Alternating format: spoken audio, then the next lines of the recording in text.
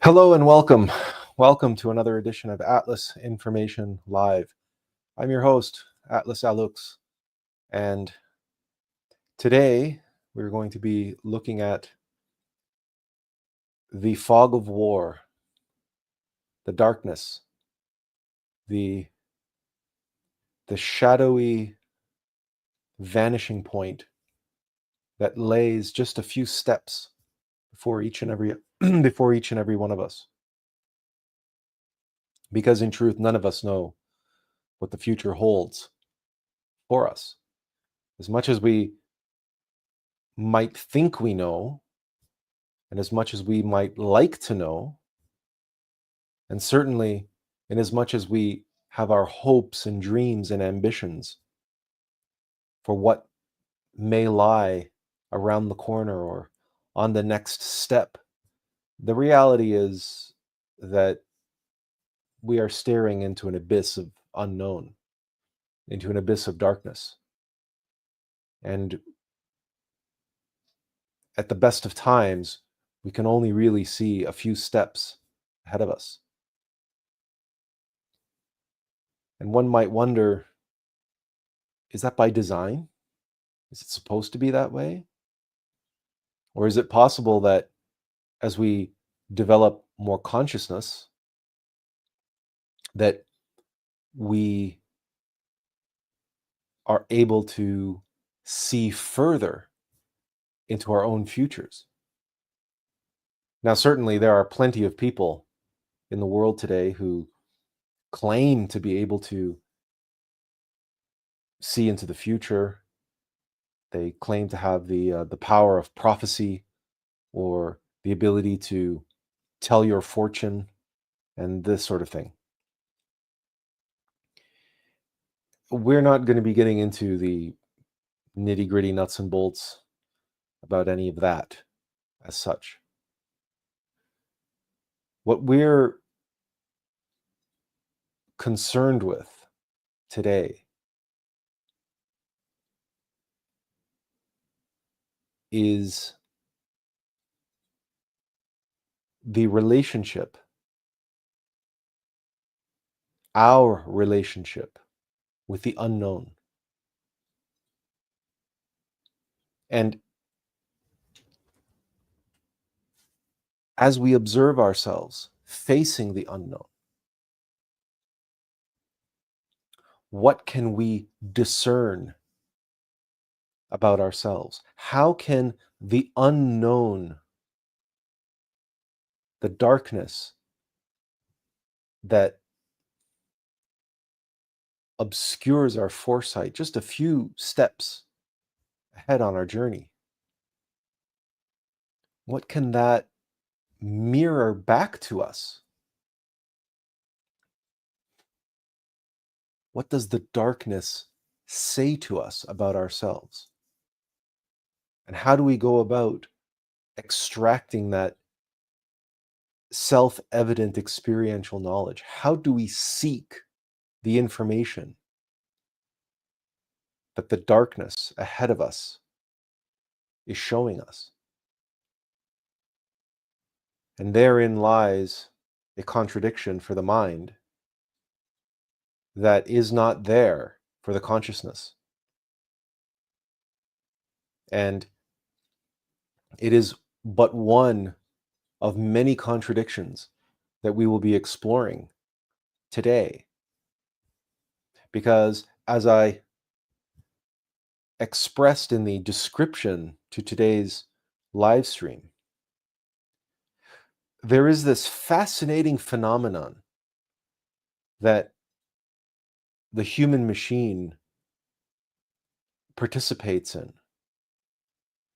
And whether it's casinos or other games of chance or playing the lottery or putting themselves in circumstances where the odds are almost certainly stacked against them. The outcome is not so much unknown as it is almost certain to be a negative outcome, or at least negative in terms of the perception or the desired outcome is concerned. So in the event of playing the lottery, I think it's straightforward that in games of chance, that the goal is to win. Now, certainly when you play poker or other such games with your friends or others, yes, there's aspects of skill and there's the actual enjoyment of playing, i.e., as in when you play a game of chess. You're trying to win, certainly, but it is the exchange itself. It's the witnessing the unfolding of this story on the board where a great deal of the enjoyment can be experienced. You can enjoy playing chess even if you don't win. That's kind of the point. And this is true for any games of skill where it's more than just pure chance. But there isn't too much skill involved in playing the lottery or pulling the handle on a machine, on a slot machine. Or now, of course, it's not so much pulling handles, it's pressing buttons on those computerized digital slot machines. Or playing blackjack or roulette or any number of games of chance. And yet, people find a great deal of pleasure in a game where, in theory, the point is to try and win. But statistically speaking, your odds of winning are exorbitantly low. They're astronomically low in some cases, such as winning the lottery. So why do people do it?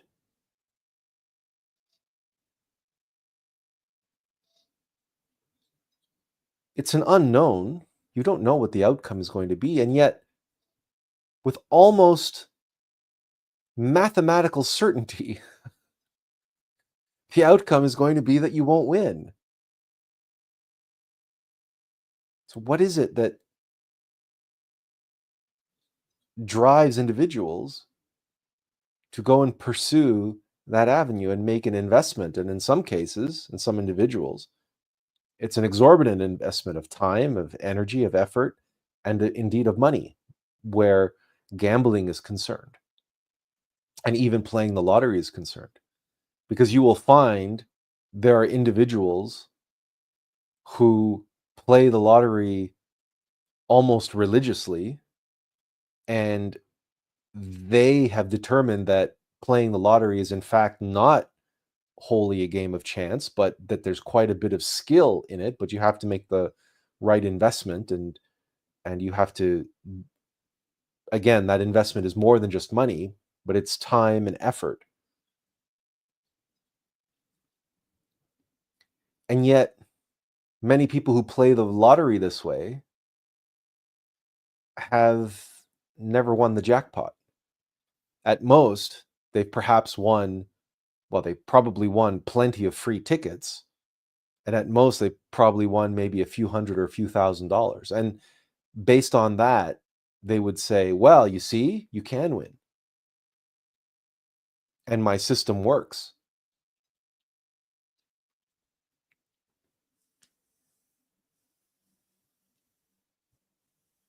And yet, these same individuals, you may find, when faced with the truly unknown, where the possibility of a positive outcome is maybe 50-50. Who knows? Maybe even the odds are stacked in their favor. But because they don't know what the outcome will be, they're terrified.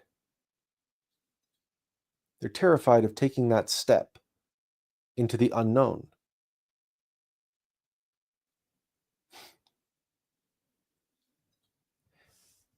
Is it just me, or does this feel like a contradiction? Does this feel like an oxymoron, if you will? How is it that in the face of astronomical odds stacked against us, we might still go for broke? We might still try to win. We might still make the effort and take the time and make the economic investment, knowing full well that the odds of our success are so small. And yet in other aspects of our life, where the odds are much better at a positive outcome, that what happens is going to be best for us, we hesitate because we can't see what the outcome will be. And yet it's almost certainly, maybe not guaranteed, there are no guarantees in life per se, but the odds are very much more in our favor that the outcome is going to be positive, that it's going to be beneficial to us. But we hesitate, or we resist, or we turn away from those opportunities because we can't see past the 2 or 3 steps. Most people, I think you would agree, if you don't, please tell me in the comments, but most people spend an exorbitant amount of time and energy and effort in their life planning ahead, thinking about the future, and plotting out their course for the next week, the next month, the next 6 months, the next year. In the case of traveling and whatnot, often we have to plan ahead 6 months or a year in advance, not least because people are working and they have to coordinate their holidays with that of their spouse, or those of the people that they're going to visit, in the case of visiting family on the other side of the world or across the country, or what have you. So there's a coordinating aspect. There are practical, real world considerations.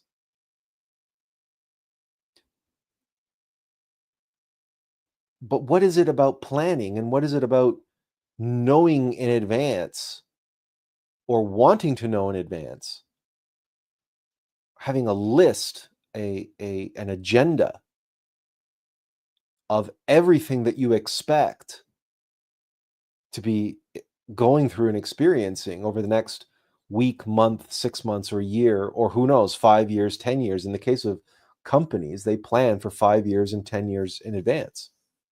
And again, there are practical reasons for this.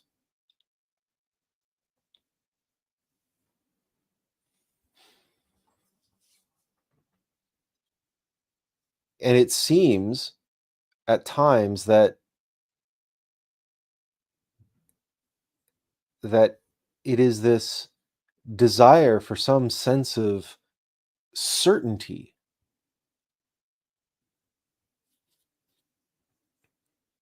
that drives the human machine. Even if what is certain about the outcome is that we won't win.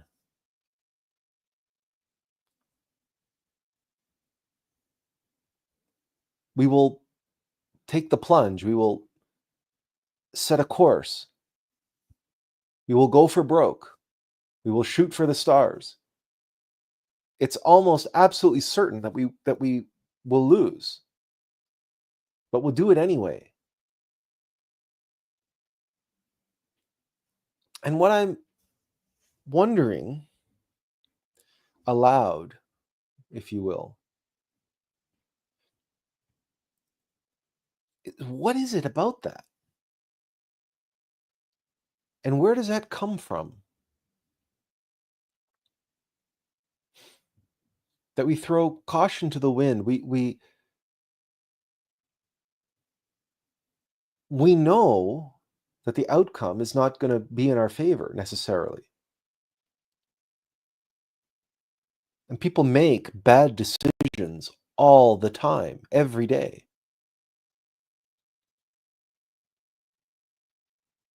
And they do it in full knowledge of what they're getting into. But they do it anyway.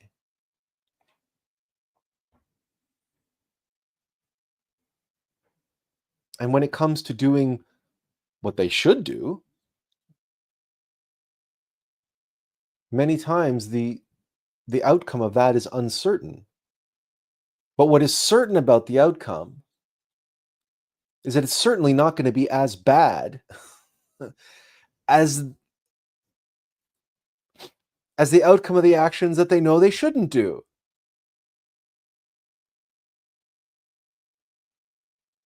But they choose to take option A. Why? Because of the certainty around it.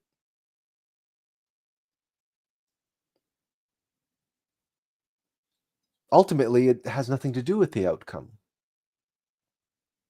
It has to do with the foresight, the belief, the knowledge that, well, at least I know what the outcome is going to be. The outcome is going to be bad, but at least I know it's going to be bad. I'm certain of the outcome. So I'm going to do that. Because the other option, whereas it's a 50-50 chance of being good, but I have no idea what the outcome is going to be. I don't really know what the odds are, but I don't, the outcome is uncertain. So people choose the bad decision, the negative path, simply based on the certainty that the outcome is going to be negative.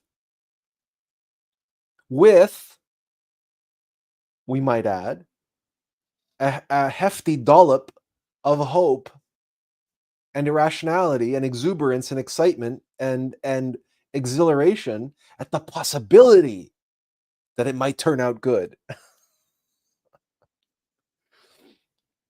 I'm going to play the lottery. I'm going to drop $100 a week on lottery tickets. Why? Because I'm increasing my chance of winning by 100, right? By a factor of 100, which is not necessarily true, but that's, I don't want to turn this into a study on statistics, not least because I'm the last person in the world to be giving a class or a lecture on statistics. As many of you probably know, statistics is one of those subjects of mathematics that if you're not a mathematician, if you're not into math, statistics is one of those things where you avoid like the plague, because it's a very complex and difficult subject to broach if you're not mathematically minded. But still, the fact remains that there's this relationship that we have with uncertainty, whereby we will prefer to walk down a path of almost certain failure because of the certainty present on that path, sorry.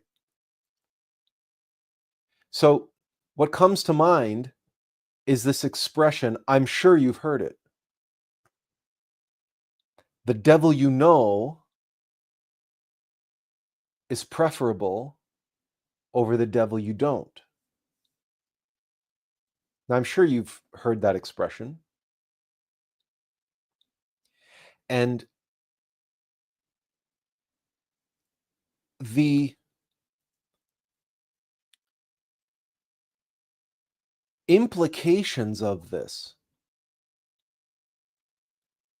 are so wide-reaching that they encompass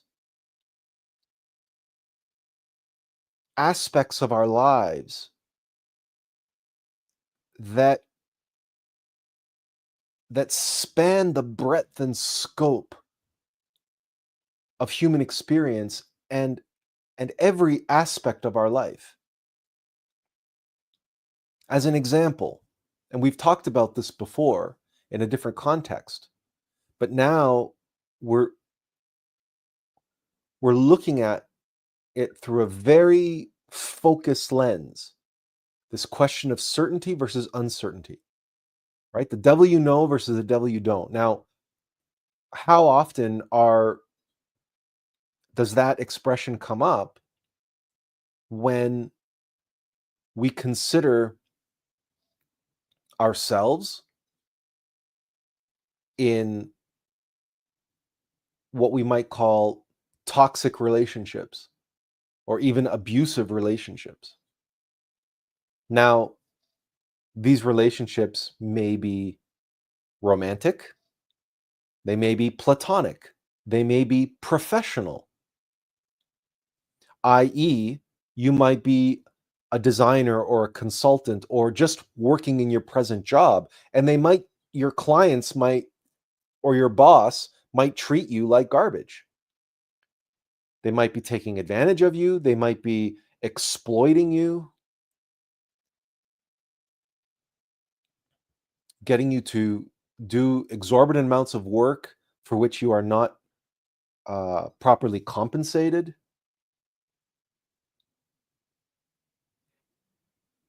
And yet you don't leave the job. You don't drop the client. Why not? There's another expression that I'm sure you've heard. A bird in the hand is worth two in the bush.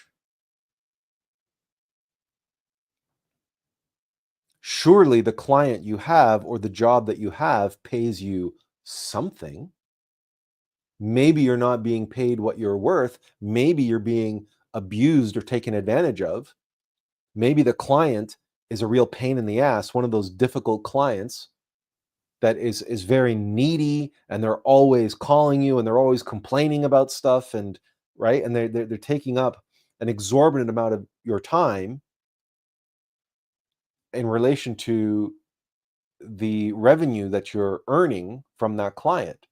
And again, it's the same thing with the abusive job or the exploitative company that you work for, that's making you that is expecting you to work, right, 50, 60, 70-hour work weeks, and you're not getting paid any overtime or anything of the sort, right? So you're getting paid just a standard salary, but the expectations are constantly being piled on you that, oh, well, you're not staying late enough at the office, and you're not working enough after hours, and you're not working enough on the weekends and evenings, et cetera, et cetera.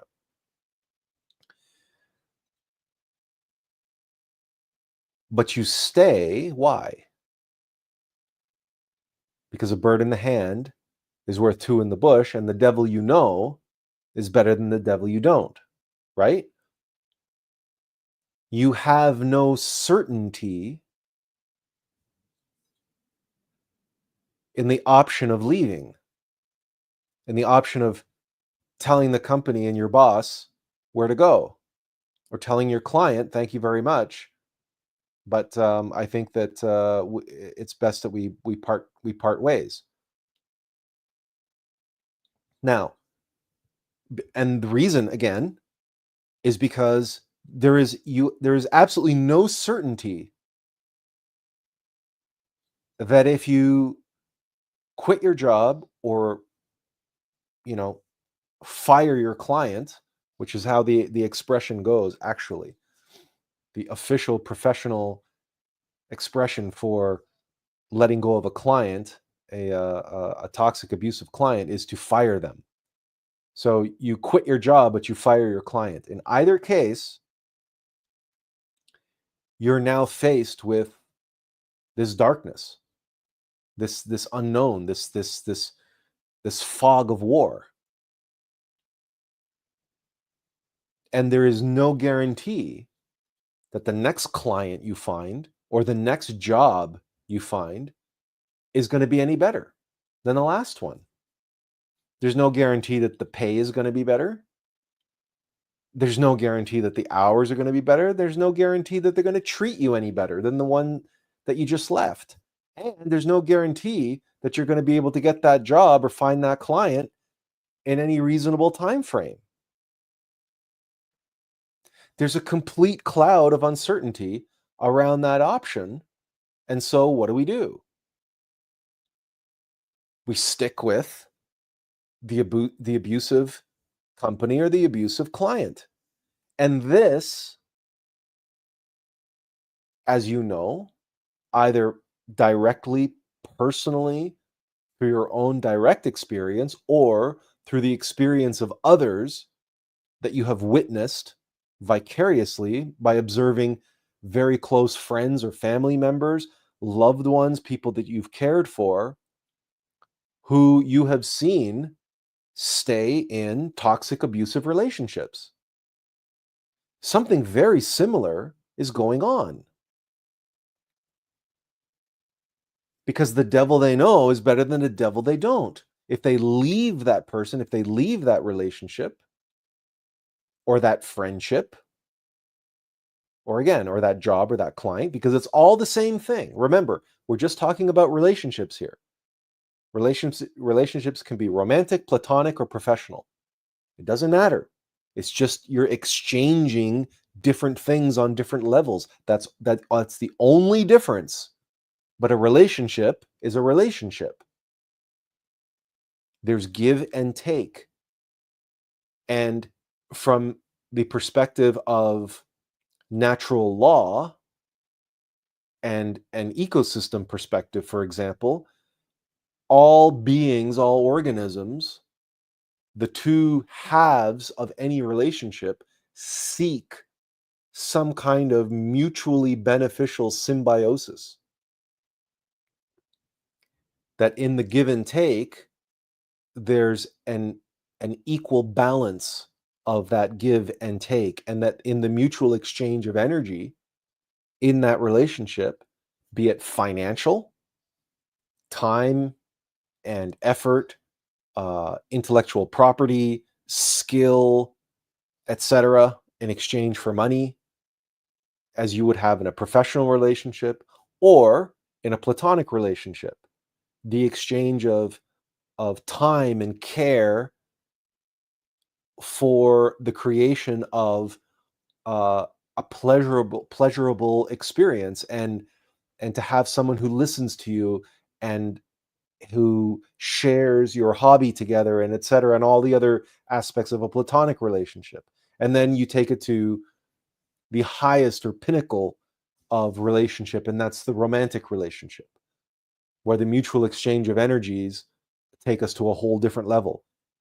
But at the fundamental basis, there is no difference, because we're talking about a search for a symbiotic union, and in that union, the creation of experience, which has benefits for both parties, that it's a symbiotic relationship, and that the whole that is created through the active relationship is greater than the sum of its parts. But obviously, that's not the case in toxic, abusive relationships. And there is no certainty around leaving those relationships, leaving that job, etc. There is certainty around staying. And what's the right expression here? Sucking it up, right? Dealing with it, coping with it, with what you know you're going to be dealing with on an ongoing basis. And taking what you can get from that relationship, whatever that is, while the other party obviously takes what they can get. And it's not a mutually symbiotic relationship now. It's simply it's again toxic and abusive, where one party is exploiting the other. And yet so many people stay. Why? What is it about certainty that we choose certain disappointment over the possibility of something better that is uncertain, but it's uncertain? When at the outset of today's live stream, I made it clear that none of us can truly see our future.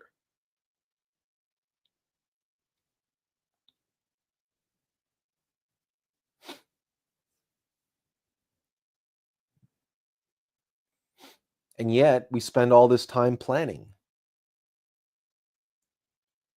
And we put more stock in what we believe represents certainty. And we avoid uncertainty like the plague, almost.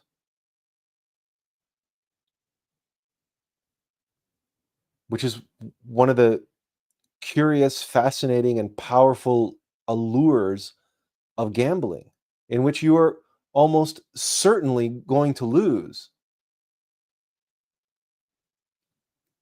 But there's this little glimmer of hope. There's a chance. It's very slim, but there's a chance that you might not lose, that you might win. And if you win, because of the odds are stacked against you, you win big. And this is what, that expression going for broke means. You bet it all. You bet the farm. You bet everything on this chance, this one chance, this outside chance that things might go your way instead of how they will certainly go. And even then, you're willing to bet the farm and go for broke because if it doesn't work out, you were prepared for that mentally, emotionally, psychologically, because you were certain to fail. You were certain not to win. And if you do win by some miracle, well, now it's a windfall, right? Now it's a miracle. It's whatever it is. Now you can, revel in having won the lottery.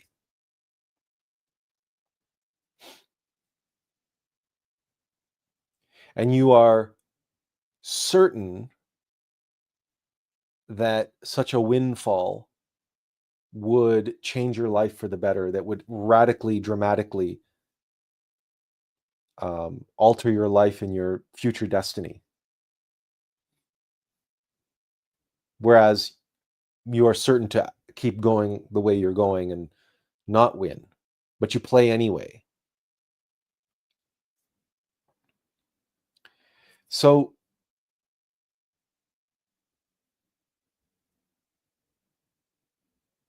if we observe ourselves and our life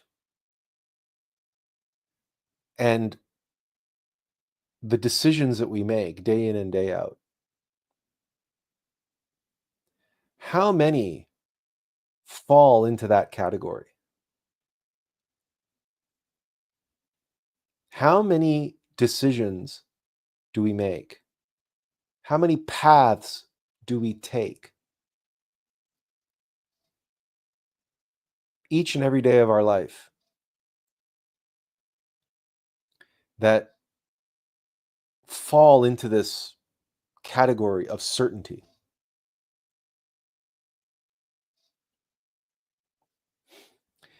And what are we avoiding? What possibilities lie outside of that trough, that trench of certainty? What comes to mind are old Roman roads that over thousands of years have developed ruts in the road where the wagon wheels, at first chariot wheels, and then eventually wagon wheels, wore themselves into these Roman roads, and you can see these 1,000-year-old ruts in the road. And then we turn to expressions like being stuck in a rut.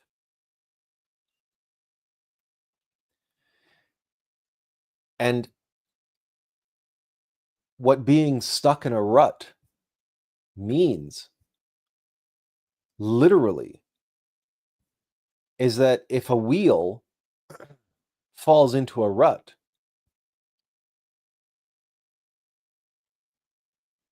you are certain as to the path that wheel is going to take. Like a train that's on a set of tracks. What being in a rut is all about, it's all about certainty. You know where it's going. You know where that train is headed. You know where it's going to stop. Where is it going to stop? At the station. And it may stop at several stations along the way. But what is damn sure is that the train is not going off the tracks cross country to the mountain lake. The train can't do that. Neither can the wagon that's stuck in the rut. That's why we say stuck in a rut. It's going to take phenomenal effort to get the wagon out of the rut to be able to go in a different direction, a novel direction, an uncertain direction, to take the road less traveled. Because to be stuck in a rut, obviously, you must be on a road that has been well traveled, that has been well worn. Else, there would be no rut.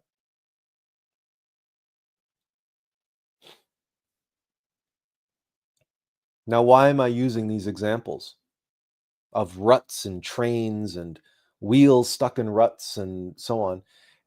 Because, frankly, they're very mechanical examples. These are simply examples of determinism. The track determines where the train goes. The stations determine where the train stops. And the engine pulling the train determines its speed. The ruts in the road determine which way the wagon's going.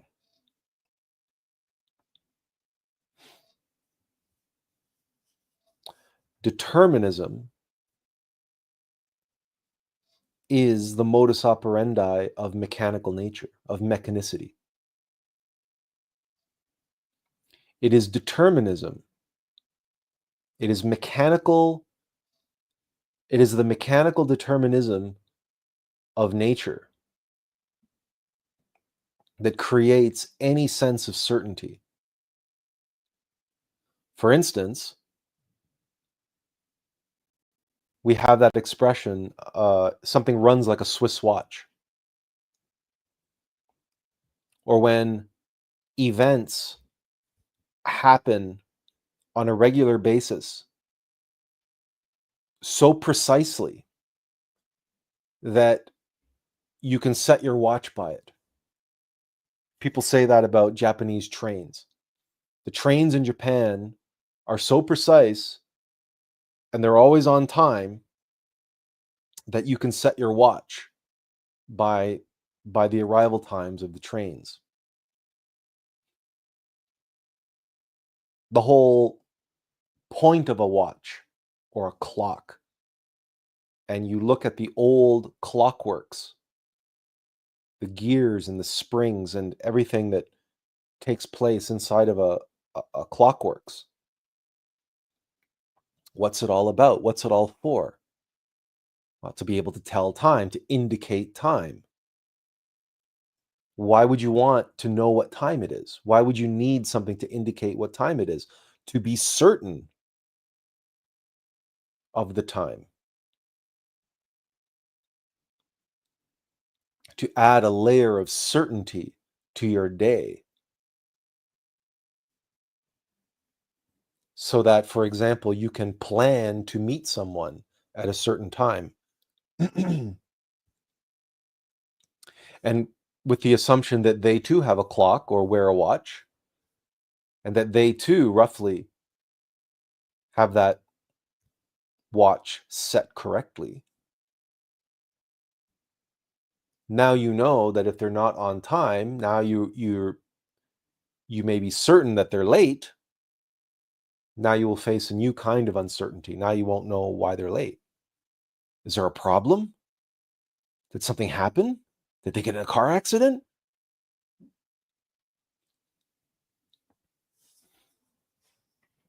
Certainty provides a set of parameters, a set of determinism. When things fall outside of that, they fall into uncertainty. They fall outside of those parameters, and we fall into uncertainty when things don't lie neatly within the path of determinism as set by mechanical nature for us.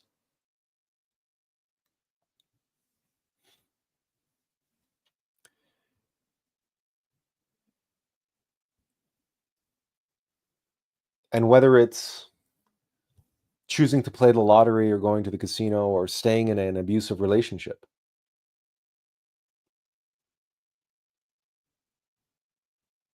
if we are choosing to remain stuck in a rut, if we are choosing to walk the well-worn path, to stay on track,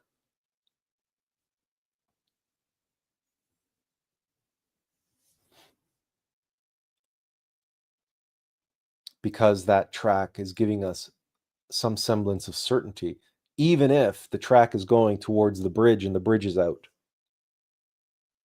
and we are certain to fall into the gorge. But we'd rather stay on that track than jump the track and into who knows what.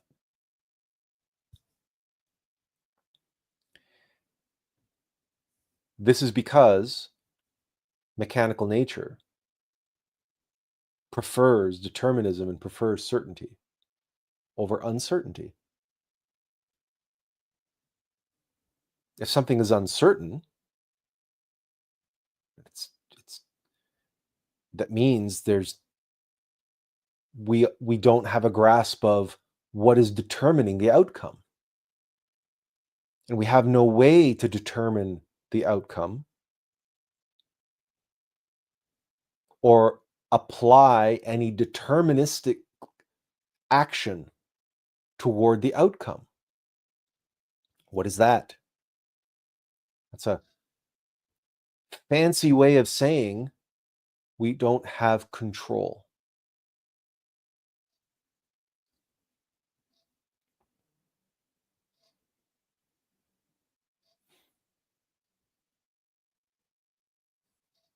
And it's ironic that being stuck in a rut makes us feel like we have control, when really we don't have any control. If we're on a train, if we're on a runaway train, it's the track that's determining our destiny. But the certainty of that destiny, the certainty of the outcome, gives us a feeling of control. But obviously, we have no control. We can't steer the train. We can't stop the train. Trains don't stop on a dime. We can't get the train off the track. It's locked in. Where is the control? But we're being controlled.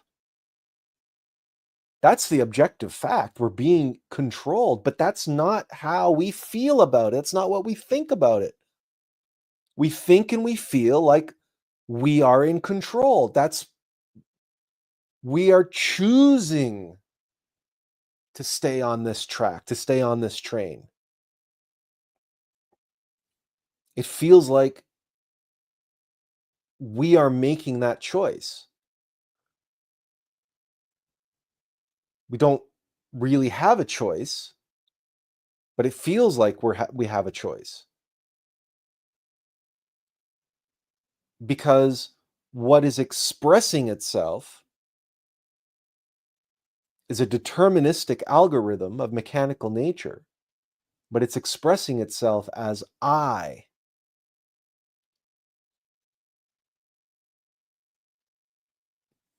I know what the outcome is going to be.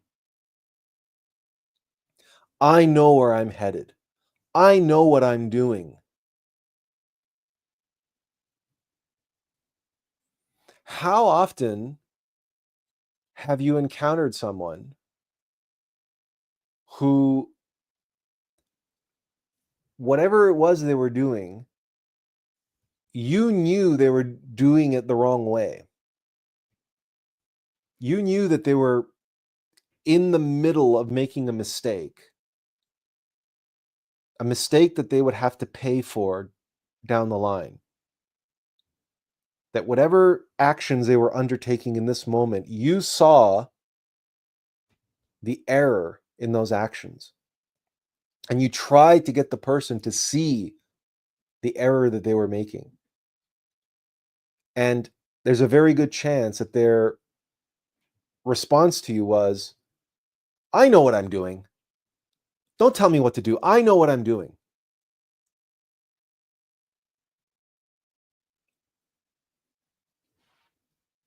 Or if you tried to reach out to that friend or loved one that is in that abusive, toxic relationship, and you tried to talk sense into them, or at least get them to consider the possibility of leaving, of getting out of that toxic, abusive relationship. What were the answers? What were the responses or reactions that you got from that individual? Don't tell me how to live my life. Oh, it's not that bad, or I can take it, I can cope with it, or I can handle it, or I'm going to change them, or all these rationalizations, or whatever it is, but it's always I.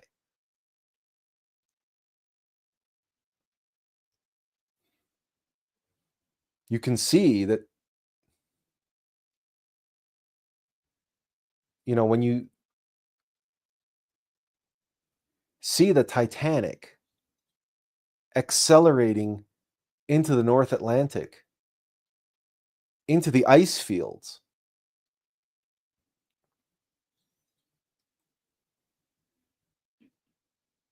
and you see the captain and all the first class guests and everyone just carrying on like, oh no, this ship is unsinkable.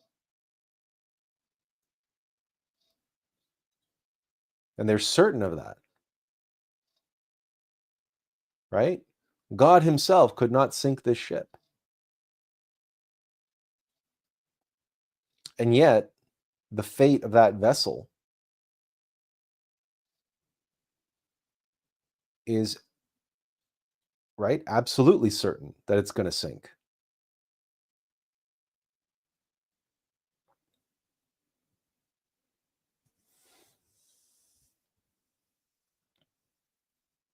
So certainty is a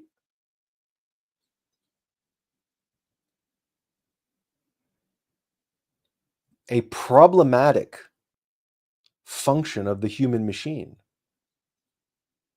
that appeals to our mechanical nature, the I,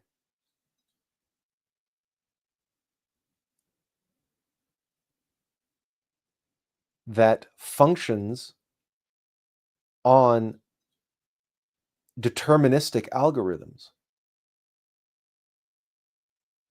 because machines cannot function any other way but deterministically.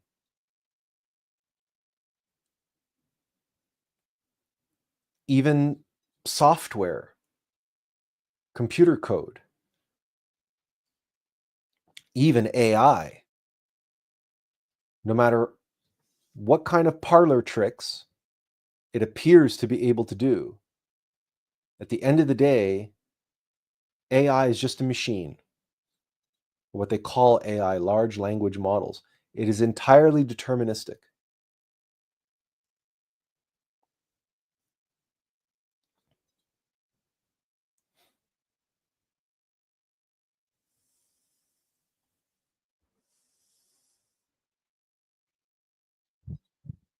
And another word for that determinism is control. And we are made to feel like we are in control.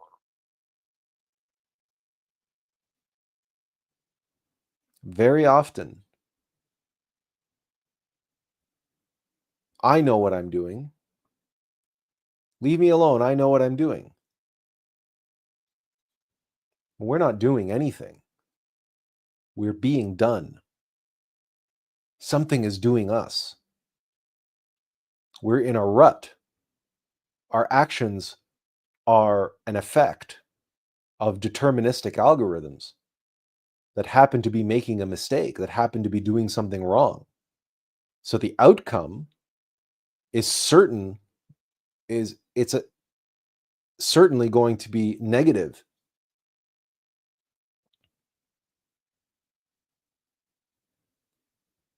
And yet, we're presented with the belief, with thinking that this is the outcome that I have to pursue. That I know what I'm doing, and that the outcome is going to be fine.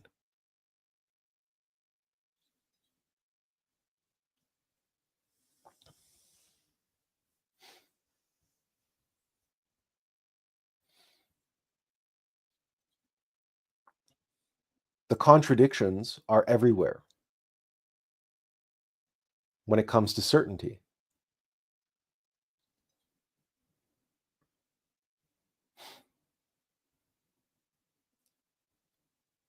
In the realm of uncertainty, there are no contradictions.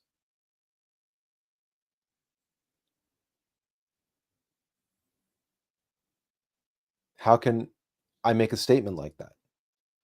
The only contradiction when it comes to uncertainty is our relationship to it, our reaction to it, our resistance to it.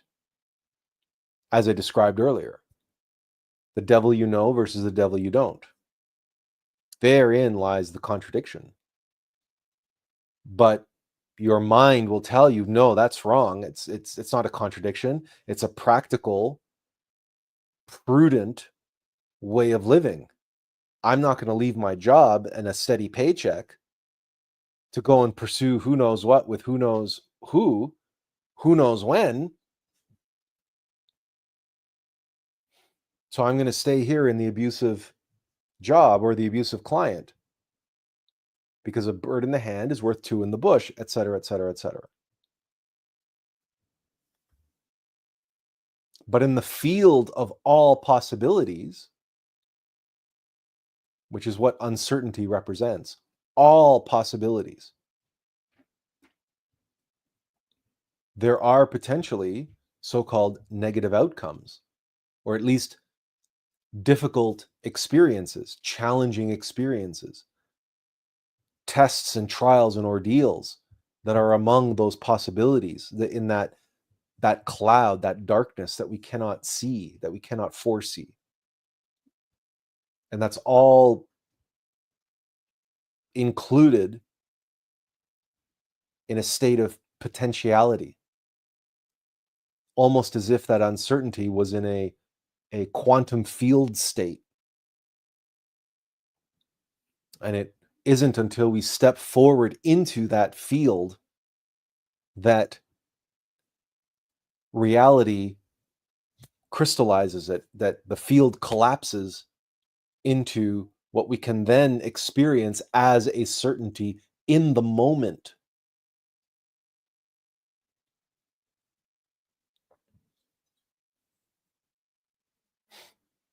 But that field of possibility will not collapse into a certainty until we step forth into the darkness.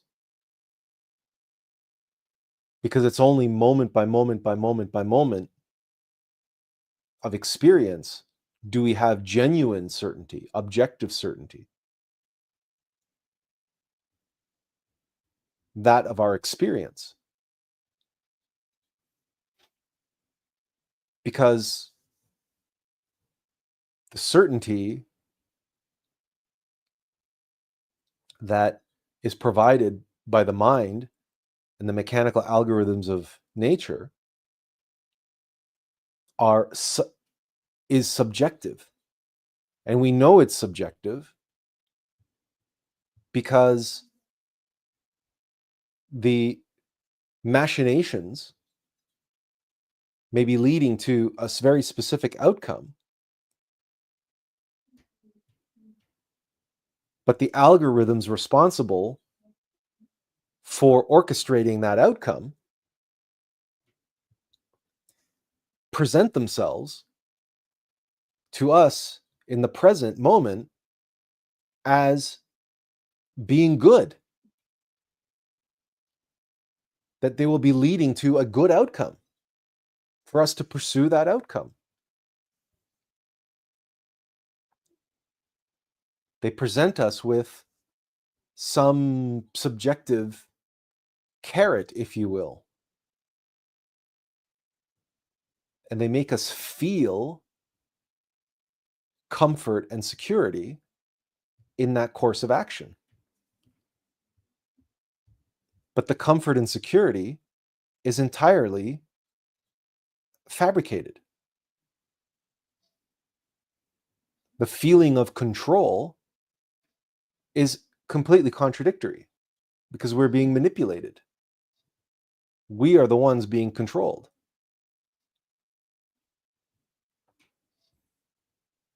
So being stuck in a rut, there is an element of certainty there, but the certainty we feel and what we think, I know what I'm doing,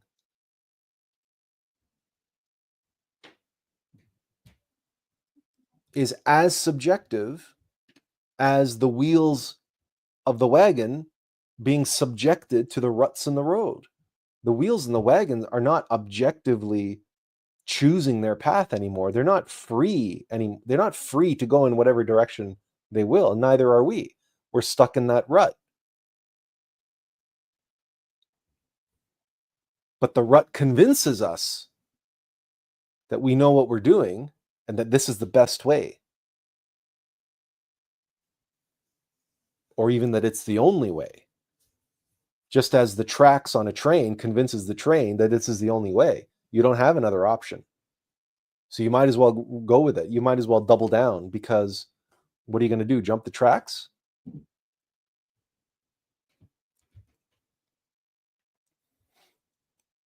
determinism and mechanicity is entirely subjective in the sense of something is being the motion of one unit or one element is entirely dependent upon and subject to the actions of another unit. So it's physical action reaction. It's cause and effect on that mechanical physical level, like the gears in a clock or the billiard balls, right, on a pool table.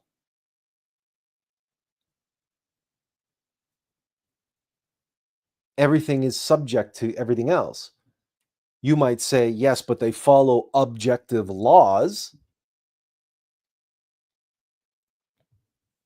And from a certain point of view, you can see that and say, okay, there are objective laws being followed.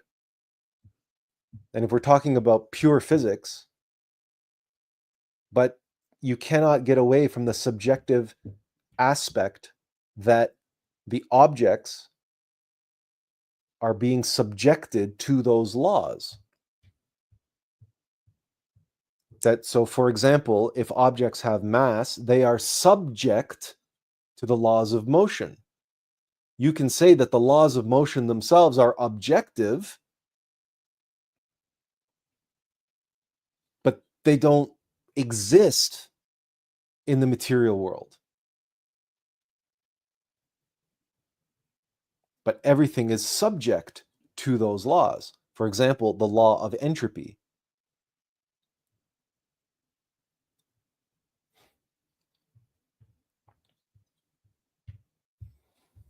So we here in this physical mortal vessel, with our personality, with our mind, and with all of the algorithms related to mechanical nature, pride and fear and gluttony and sloth or laziness and lust, etc. They're just mechanical algorithms.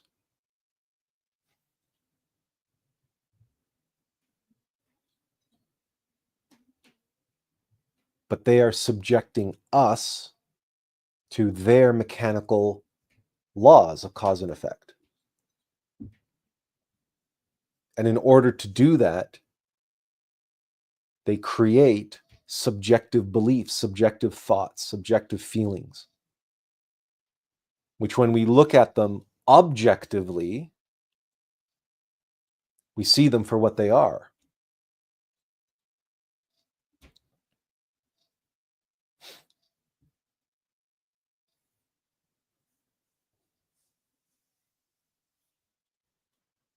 And anything outside of that realm of certainty, we are now stepping outside of the cage, the prison of subjectivity, into the field of possibility, the field of true freedom.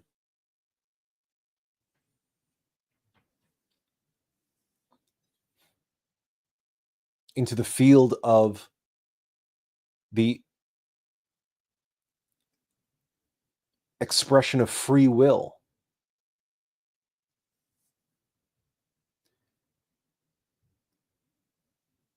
But that path, what it's truly free from and free of, is mechanicity and determinism.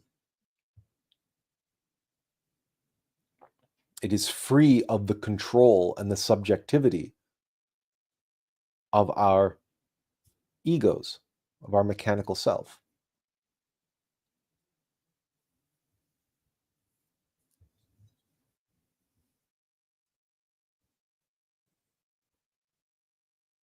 And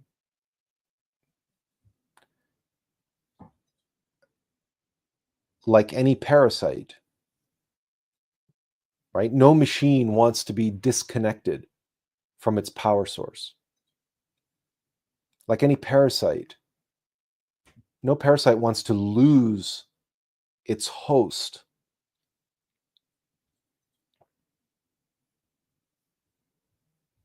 And any phenomena which is exploiting or abusing doesn't want that person to leave.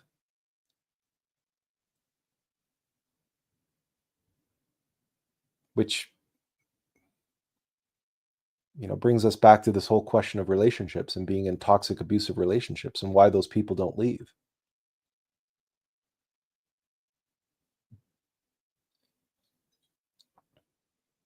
Because they attracted the relationship into their lives in the first place. How are they able to do that? Because like attracts like.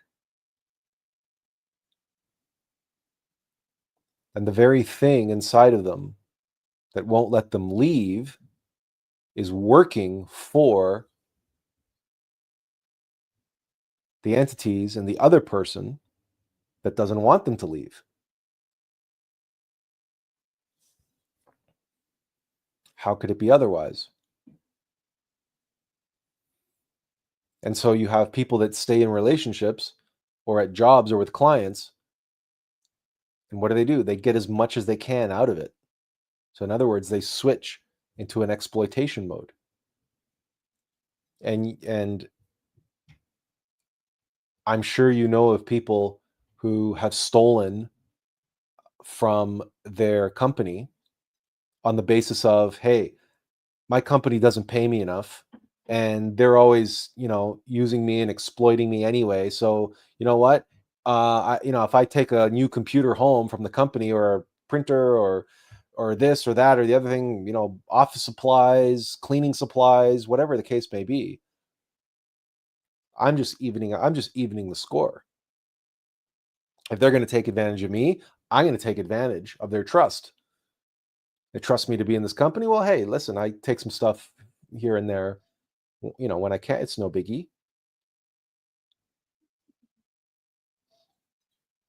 There's another expression. I've become what I beheld, and I propose that I'm right.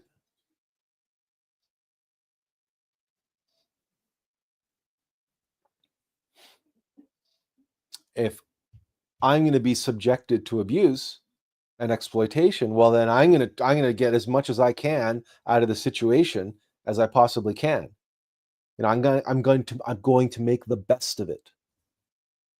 I'm going to make the best of a bad situation. I'm going to make the best of a bad relationship.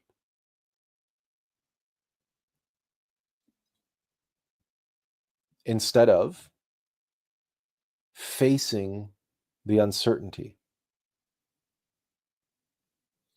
facing that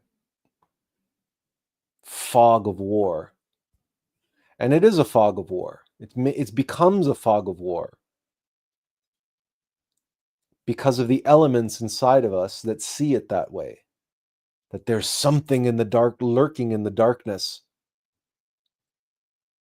that will bring about our demise. Well, that's fear, the fear of death. That's the ego of fear.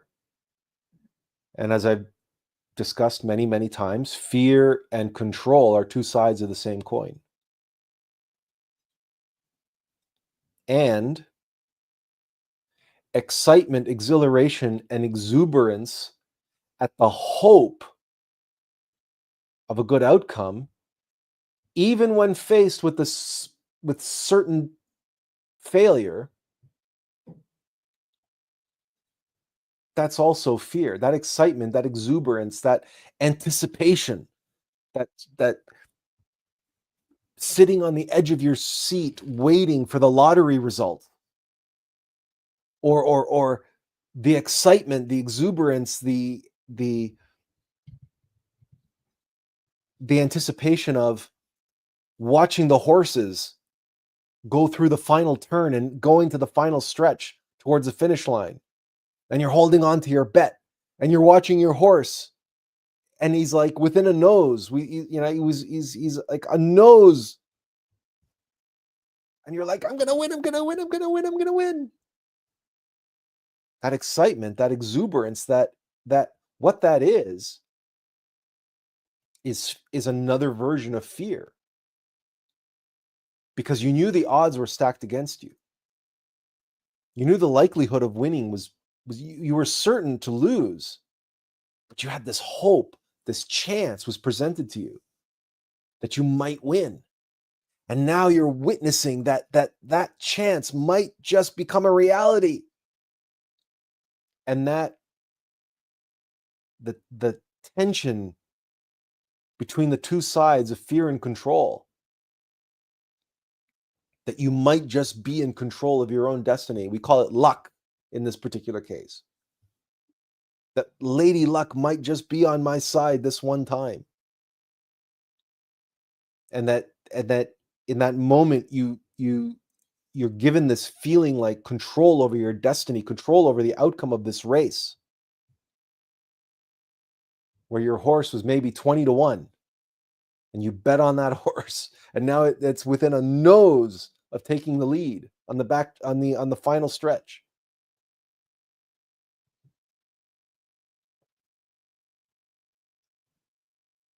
But you're being manipulated. There are no games like that being played in your soul. Your being doesn't play games like that with you. And the shadow, the darkness of our future is because the only genuine certainty is in this moment. Whereas the subjective certainty of ego is always in the future or in the past. Hindsight is 20/20 to the ego. And planning for the future and extrapolating from the present, that's gives you certainty. Your belief that you know the outcome, that I know what I'm doing. And it's that same fear and control over past actions that colors and changes, and why sometimes we have memories that we are certain, something happens and it's like, your house burns down. But I was sure I turned the stove off. Right? Or sometimes you leave the house and you can't be sure you turn the stove off. So what do? You got to turn around and go back to check the stove because you're not sure you turned it off.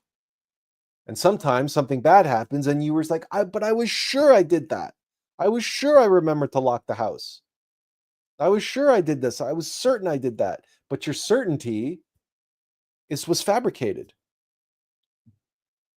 Because for whatever reason, whatever psychological aggregate, whatever ego was operating in your mind, didn't want you to go back to the house to check for whatever reason. It was more important for you to stick to the plan and make your appointment and not be late. So it fabricated a certainty for you about the past. Just that it's fabricating certainties for you about the future. But there is no real certainty there. It's all subjective. And it's all subjective based on the mechanical determinism that we described.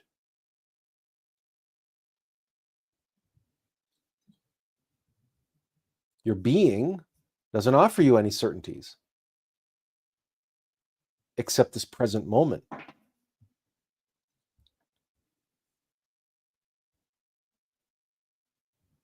But there is a promise in that certainty of the present moment. And the promise is, you will not be forsaken. You will not be hung out to dry. It's the certainty that comes with faith. Not the faith Not blind faith, but true faith.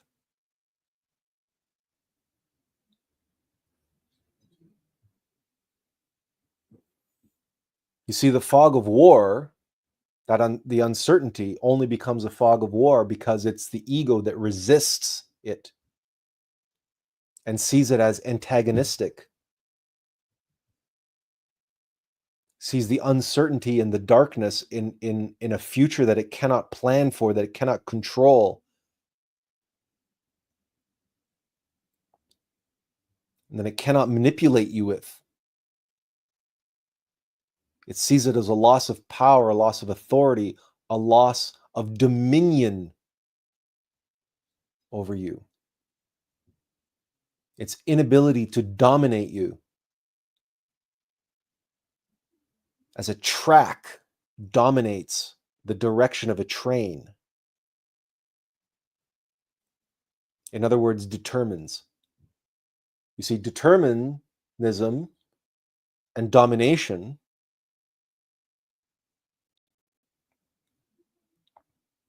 are, in this sense, the same thing.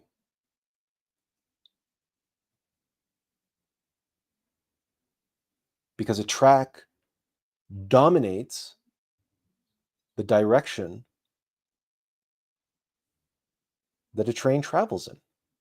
And it dominates the train's destination.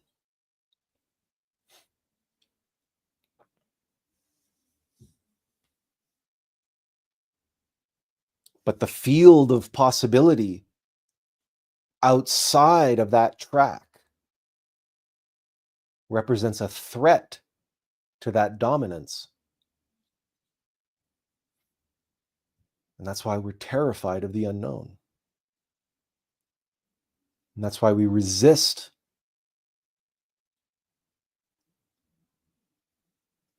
it's the track under the train that is the cause of our resistance.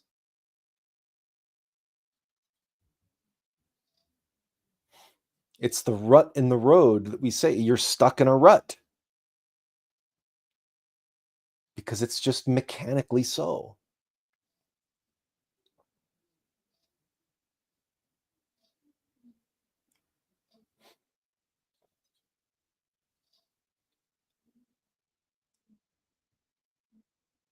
And interesting how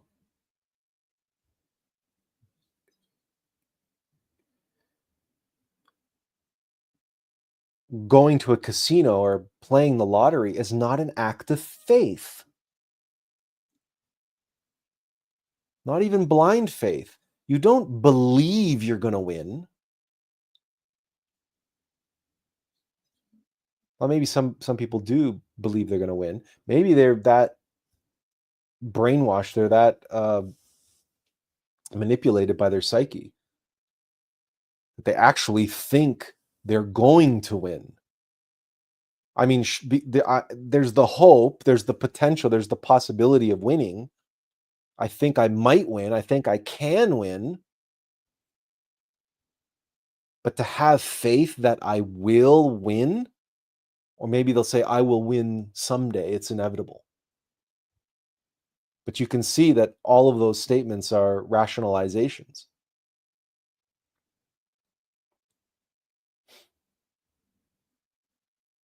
There's no real faith there.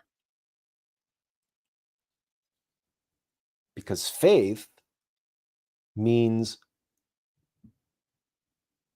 intimate knowledge of,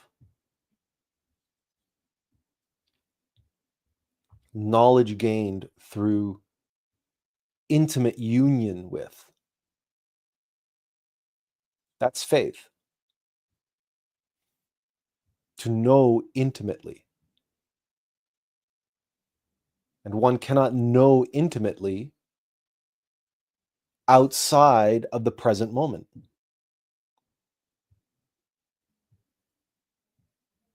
How can you know the future intimately? It's in the future.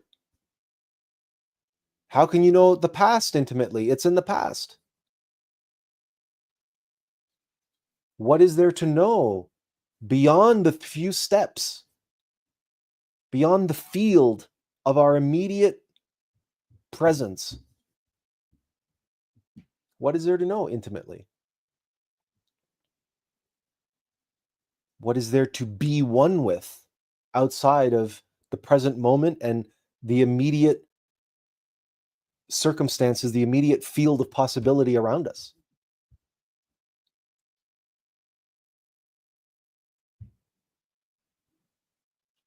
But in that field, in that moment, we can know intimately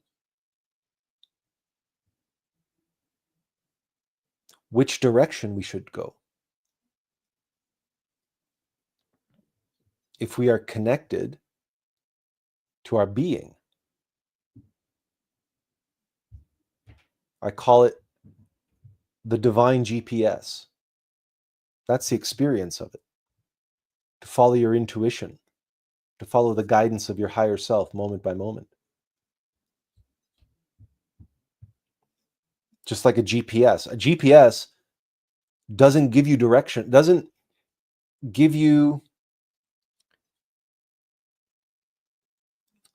directions about what to do 10 minutes from now. Why not? The GPS knows where you're going. The GPS has already mapped out how to get there. Why isn't it telling you what to do 10 minutes from now? Right? Because that would be ridiculous. That would be completely impractical.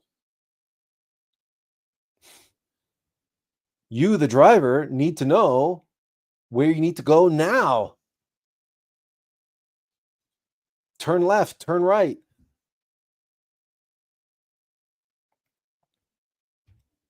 Take the on-ramp, take the off-ramp.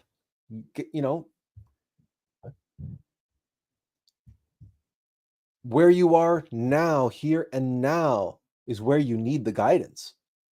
Because that's what a GPS is. It's a guidance system. That's all it is. And you trust that the guidance is giving you in this moment is getting you one step closer to where you need to be. You trust in your GPS. I don't know if you would go so far as to say you have faith in your GPS.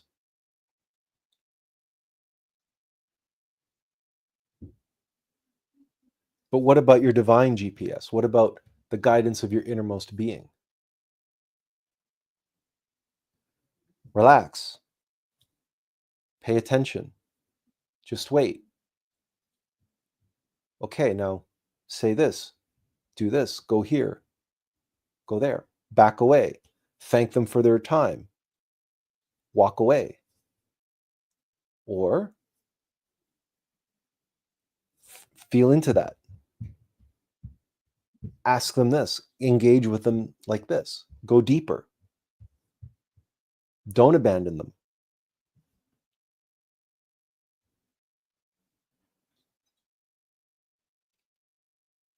Very often, if you observe yourself in the moment, you might have a wide field of possibility around you.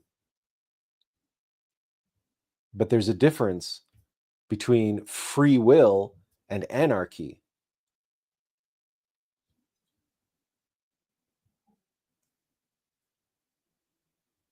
Breaking into song, while theoretically is always possible, practically it's not really an option in most circumstances in our lives, which is why you have not found yourself breaking into song very often in your life. It's a possibility. Or beginning to tap dance randomly, or any number of, ridiculous things, which of course are possible. They're part of that field of possibility. But you know better. You know that's not going to get you where you need to be if you're in a job interview. Unless, of course, you're interviewing for a role in The Lion King, then maybe breaking into song is exactly what you need to do. But I'm fair to say that outside of those very limited situations, breaking into song or breaking into dance, spontaneous dance, are not the right courses of action. You can almost be certain of that, in fact. But the guidance, right, in the present moment is to observe where are the steps, where are the possibilities, and to be present, listening, one eye in and one eye out. That's where the certainty lies. To know what you need to do next. Not 5 minutes from now, not 5 days from now, not 5 years from now, but in this moment, what's next? Like now, what do I do now? In other words, okay, now what do I do? Okay, now what do I do? In other words, every now that I ask that, now what do I do? That's basically what's next. That's the next step, right? It's the step that I'm taking now. And every time I take that step, the next step is another now. I feel like I'm playing out that scene from Spaceballs where he's looking at himself on the video. When was now? When was now? Just now. When? Just now. But when's next going to be? Soon, right? I don't know if you remember that scene from Spaceballs, but it's when they can see themselves in the video, and it's like this infinite trick of the video. So this whole next now situation, they're the same thing. They're the same thing. Because what you do next is dependent upon what you just did now, and then that next becomes your new now. So it's always now. You're always only acting in the now, and it's always determining what happens next. Because when you're walking, you can observe this when you're walking, or you can observe behind me those stairs, but you can see that the stairs go into darkness. There's only a few steps ahead, but incredibly,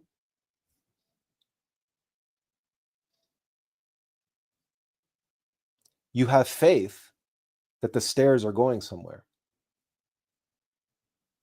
How many times have you gotten up in the middle of the night during, let's say, a power outage, and you've got a flashlight, and with that flashlight, you can only illuminate the stairs under your feet, right? You have faith that the stairs are going somewhere, and you don't need to see the top of the staircase to get there. You only need to see the next step, or descending a staircase. It's the same thing.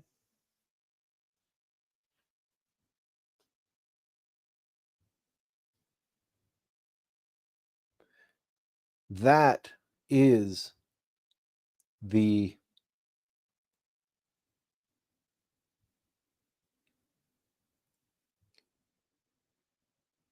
what's the word? The antidote to our need for certainty, our need to know our future, and our need to be able to determine our own destiny. Because we are mere mortals, we're mortal vessels, or servants. We are vehicles for our higher self, who's here having a human experience. We are characters in a game.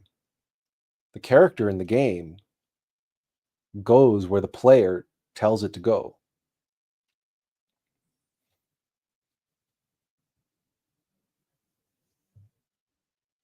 And a character in a game does that on the basis of knowing, because they're paying attention to themselves, knowing what the impulses that they are receiving are telling them what to do. Being sure of our ability to receive those impulses and process them and interpret them correctly. In other words, to act on our being impulse with as little filtering, with as little conditioning as possible. Getting ourselves out of the way of ourself, as it were.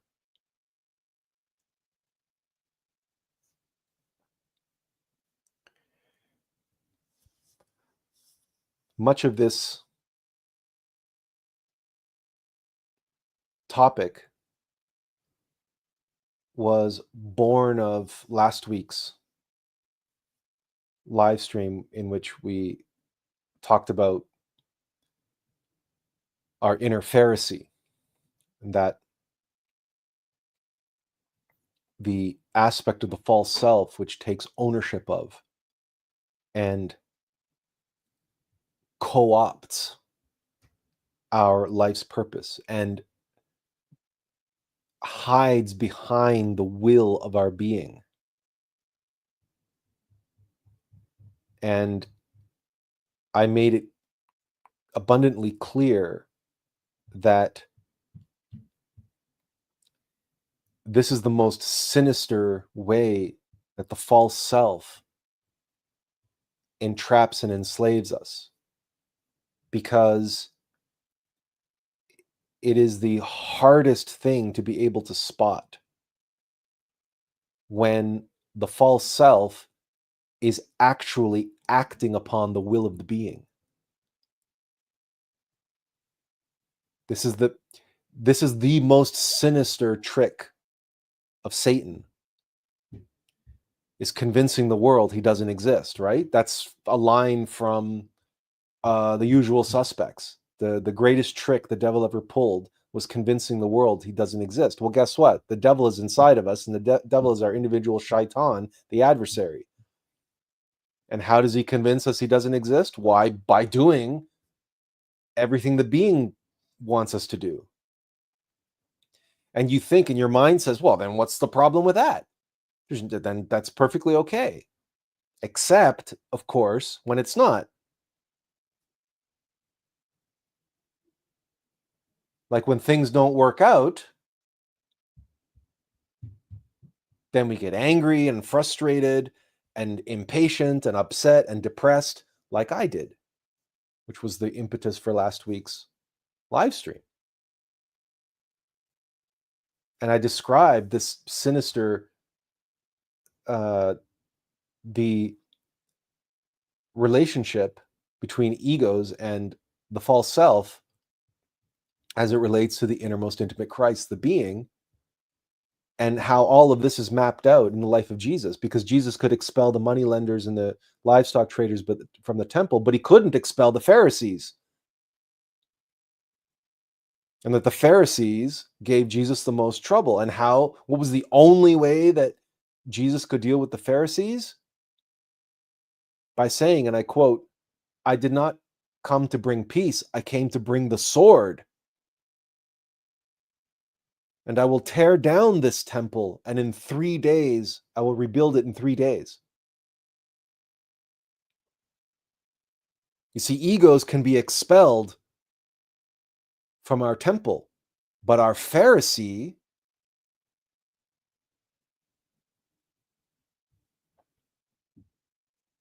can't be expelled from the temple. The temple must be torn down and rebuilt in 3 days. That's where psychological death and being born of the waters in the Spirit, that's when the false self dies.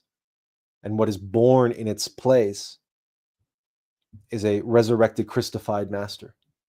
That is when the innermost intimate Christ becomes our higher self, one with our higher self. And the false self is no more. There is no Pharisee anymore. Now it's only the Christ who teaches in the temple and who adjudicates the law, the word, in the world.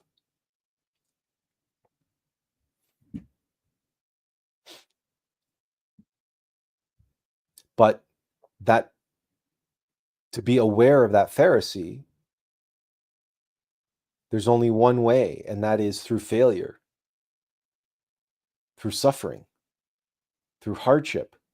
Why? Because that's the one thing we know about the false self. That's the one thing we know about the mechanical elements of our false self. They are deterministic, they are subjective. They do not willingly accept anything outside of their wheelhouse. In other words, they want everything to work like clockwork, as expected. They like certainty. They like the comfort and security and control. They want that control. So by aligning itself with the will of the being, the false self it's like laying down tracks in whatever direction that the will of the being is headed. It's like, imagine what comes to mind is that Looney Tunes cartoon where you have one of the cartoon characters is sitting on a toy train, and he's desperately laying down track as the train goes forward, right? And he's laying down track in front of the train so that the train doesn't derail.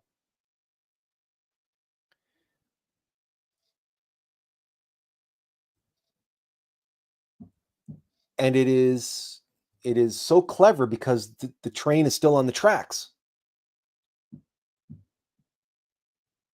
So in order to combat this, and in order to be able to get us to see how, even though we are fulfilling the will of our being, we are still deterministically caught on the tracks of the false self.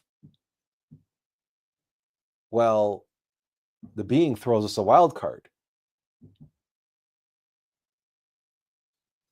or an obstacle, and we have to radically shift to the left or shift to the right.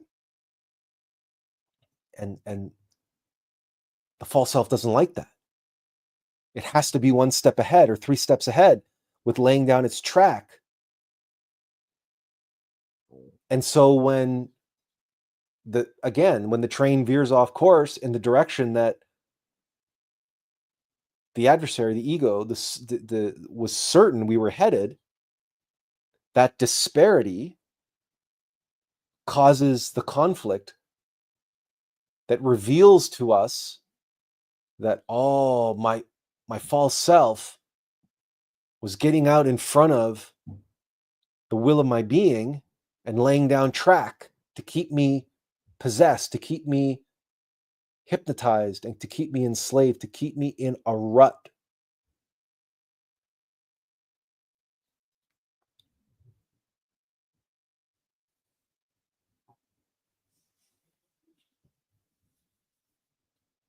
And that's why we fail, and that's why we suffer, and that's why we sacrifice, because we have to derail the train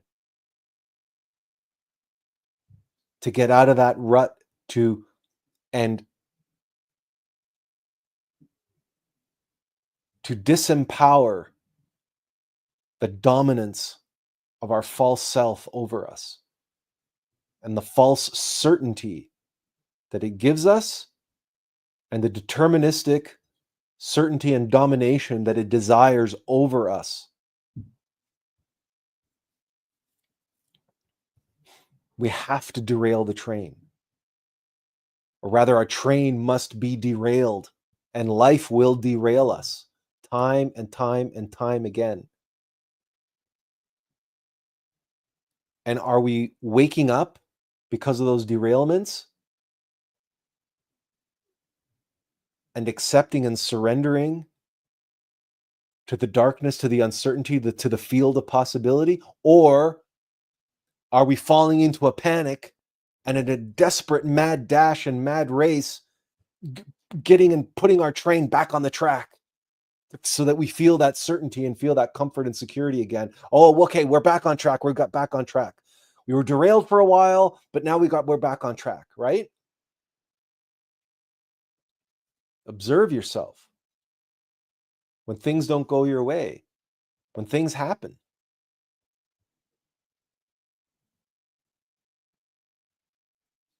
right? And now you start to see why things go bad and why things are happening, why we're getting derailed all the time. Things don't go smoothly. If things are going really smoothly all the time, maybe you want to take a closer look at that. Why is everything going so smoothly? Why is everything so comfortable?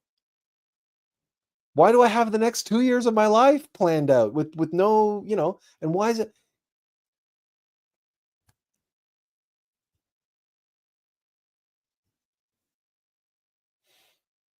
Now, there is a phenomenon that I talked about before, because our lives are broken up into octaves, and each octave is 7 years. And at the age of roughly 42, in that beginning of that octave, we begin to prepare for what we're going to be doing for the rest of our life. Up until then, we've been in some form of preparation, but many people already end up trying to establish some kind of lifetime, some kind of life, even in their early 20s, but certainly in their 30s. And then what happens is they approach 40 and they have what's known as the midlife crisis. Now, what is the midlife crisis? The midlife crisis is an awakening to the fact that the track that I'm currently on is a rut. It's going in a direction that I'm not meant to be going in. The midlife crisis is precisely a spiritual, psychological derailment of the track that we have spent the last 40 years of our life setting up, planning out, and now we're riding on those rails, we're riding on that track. But meanwhile, we need to be over here somewhere. Who knows where? Who knows what the final destination is? We don't know what the final destination is. All we know is that where we need to end up, this track is not taking us there. And so the being impulse asserts itself in a powerful psychological way, in which we just wake up one day and we look around us and say, this is not the house I'm supposed to be living in. And we look over on our, at the person sleeping next to us, and we say, this is not the person that I'm supposed to be with. And we go to work and we say, this is not the job I'm supposed to have. And, we get in our car, we say, this is not what I'm supposed to be driving, if I'm supposed to be driving anything. And everything is wrong. Everything is wrong. That's the midlife crisis. But we know that. We suddenly know it. In this moment, all of a sudden, our internal spiritual guidance system, our internal GPS, suddenly says, turn right. But we are on a train, and we have tracks stretching out in front of us straight ahead for the next 10 years, or at least we plan that out. We have 10 years of track heading out ahead of us, going straight, but we have this sudden, powerful, overwhelming guidance. Turn right.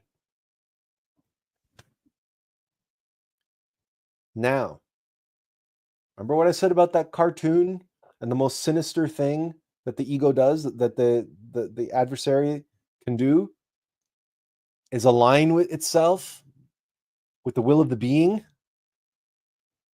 Okay, but it's a Pharisee, right? It's a representation of the will of the being. It's co-opting the will of the being. It's pretending to be the will of the being. This is where today's talk is building on last week's talk in a more profound and specific and practical way in revealing the modus operandi of our innermost Pharisee and how sinister it can be. So what does it do? It says, oh, okay, no worries, no worries, no worries. It's just like that Looney Tunes cartoon. It leaps out on top of the engine of the train and starts laying track and starts veering off towards the right. And it's frantically laying down track. And it starts setting up stations along the way. Why? To give us comfort and security, to know that we're going in a new direction now. We're going off to the right. Right? It's going to lay down track that's heading in that direction, or at least it's heading in the opposite direction from where we were going. 90 degrees this way or 90 degrees that way, or maybe even 180 degrees backwards. It's got to make a U-turn out of that track. But it does so, and it can do so. And all of a sudden, what do? Right? People in midlife crisis, they quit their jobs, they have an affair, they buy a new car, they divorce their wife, or their husband, but usually they have an affair first. They do some radical, drastic, off the wall, crazy thing, or several things. They completely lose their mind. Why? Because their inner Pharisee is desperately laying track out in front of the train to keep the train on its track. It doesn't care that it's not going straight anymore. Who cares? Doesn't matter. Throw a monkey wrench in the works. Fine. Now, how are we gonna integrate that monkey wrench into the new machine? But we got to keep the machine going. We got to keep the ghost in the machine trapped in the machine, right? Can't let the spirit fly free and be free of the machine. So when you see people going through the midlife crisis and they do these crazy things, they're doing that because their adversary, their Pharisee, is desperately trying to stay out front of that GPS signal, telling us to derail the train and go right. Oh, okay. If he wants to go right, well, I'll go right. We'll go right. Sure. Let's lay some new track in that direction. And then it puts those stations down.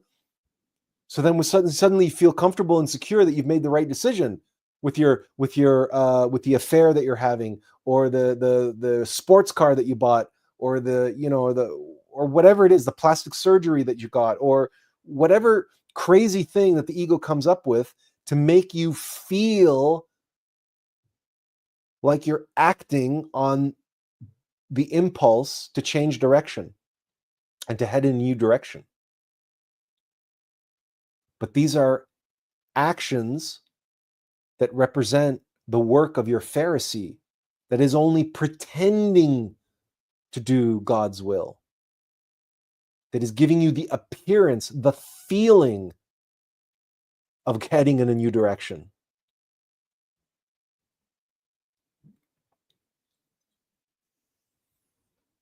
This, my dear brothers and sisters and friends, this is the kind of sinister actions that we need to be aware of. Now, that midlife crisis is a very flamboyant, extreme, obvious sort of example. It's relatively frenetic and easy to spot.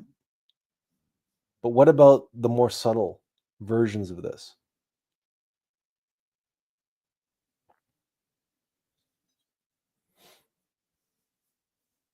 How well do we know ourselves, really? How closely do we observe ourselves? How deeply and profoundly do we scrutinize this thing that we call the adversary, shaitan, our false self, etc., etc., etc.?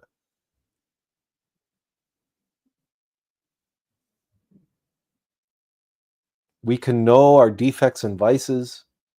We can know them like the back of our hand. And we can believe that we're spiritual or holy or righteous or genius or all of these things. And yet still be completely stuck in that rut, stuck on that train, heading on tracks to nowhere. Because this element of our false self that is so sinister, its very function is to keep us in that rut, to keep us trapped in the machine, in mechanicity. And it will adapt that machine in order to be in line with the will of the being.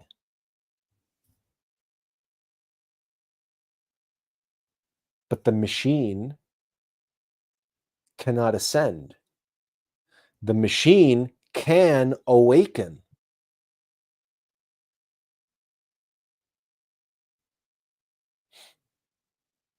There's something to meditate on. If you awaken inside the machine, but you're still in the rut, but because that Pharisees are so clever, they've been going with the flow, they've been going with the will of your being, and they've been pretending to be aligned with the will of the being, and they've completely vanished from your awareness. Why? Because you want, at every turn, you want to do the will of your being, and you want to do this, and you want to meditate, and you want, and you desire to awaken.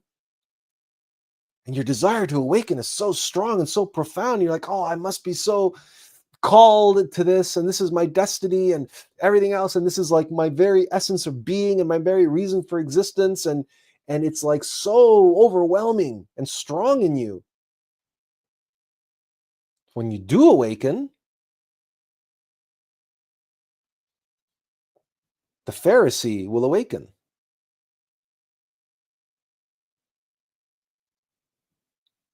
And there are many, many, many, many people who are awakening negatively. They're awakening as demons. And you see them all the time.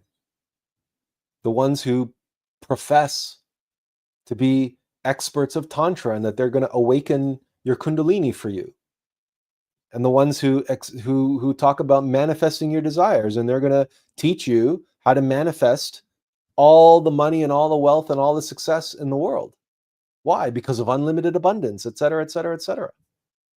At some point in time, all of these individuals at some point were driving like on a runaway freight train towards awakening, towards enlightenment. And they put all of their energy and effort behind that. And now look at them. They're gurus, they're masters. They've got hundreds of thousands, if not millions of followers. And they're making millions of dollars on their YouTube channels and everything else. And they're like, how can they not be representatives of God? Look what they've been able to manifest. They're masters of the universe. Or they're awakened Pharisees that are harnessing the power of Christ and channeling that energy, the creative force of the universe, the creative force of God, the sexual force, the energy of their divine mother. They're channeling it into exactly what they say: material abundance, worldly abundance. They've made of the Virgin, mother of Christ, they've made of her a whore, the whore of Babylon.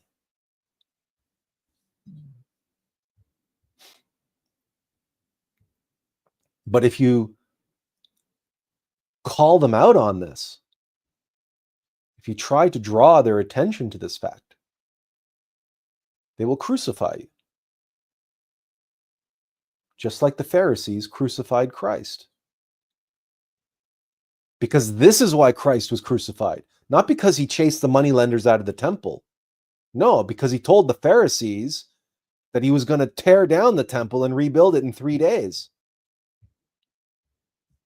That's why the Pharisees had Pilate give the order to crucify him.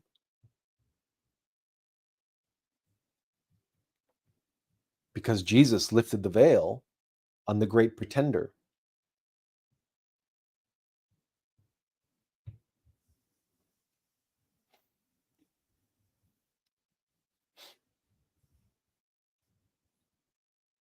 And why it is always better to embrace the unknown and the unknowable than it is to pursue a path of certainty and a path of comfort and security.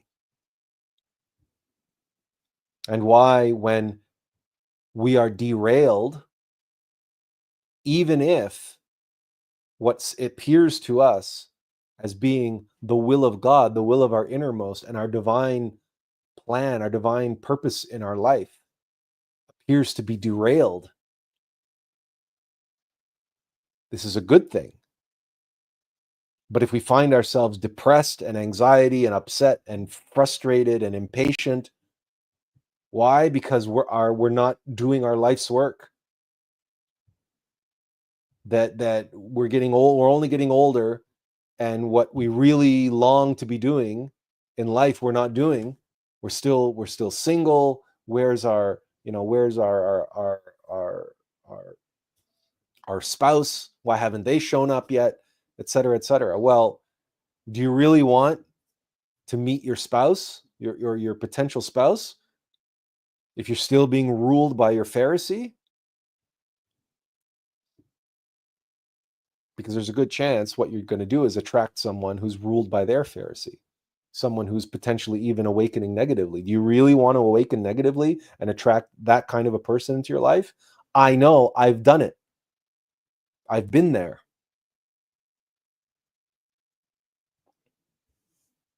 And these people were mirrors. They were showing me and teaching me all I have yet to learn and all I have yet to accomplish, which is to tear down the temple and rebuild it in 3 days. And to not frantically and desperately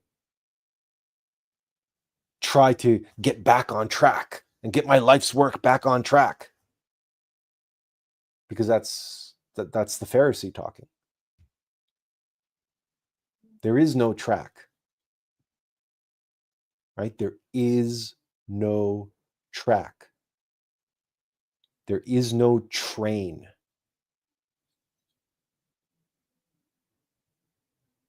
Your being exists in a field of possibility. And that field of possibility crystallizes into objective reality in the moment.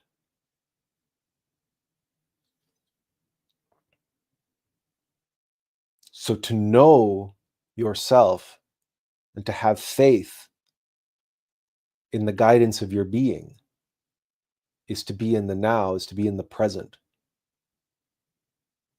And to know that your being knows what he's doing. Your divine mother knows what she's doing. And that when what pops into your head is, oh, I know what I'm doing, I know what I'm doing.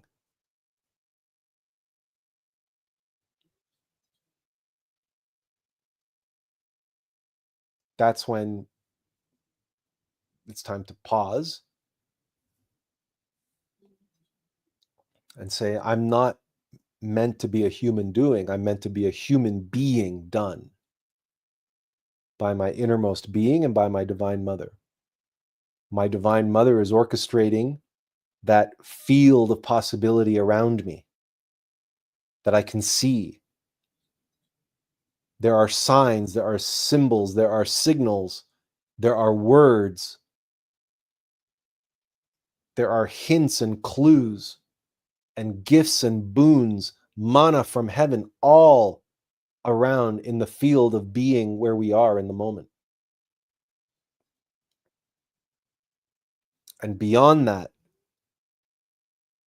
shrouded in mystery, shrouded in darkness, is that field of possibility that is the realm of our being. But if we know ourselves intimately in the moment and our Divine Mother and our innermost, we have faith, true faith, that everything happening around us and everything we are receiving from within in terms of guidance, everything around us is encouraging and guiding us in the right direction, and the guidance we are receiving is setting us in the right direction for us to step boldly into that field of unknown by having faith in the step that we are taking now, that we are being told to take, and that we are being shown and encouraged to make. This is the masculine and feminine aspects of our being, our Divine Mother and our innermost being. One is, quote, passive.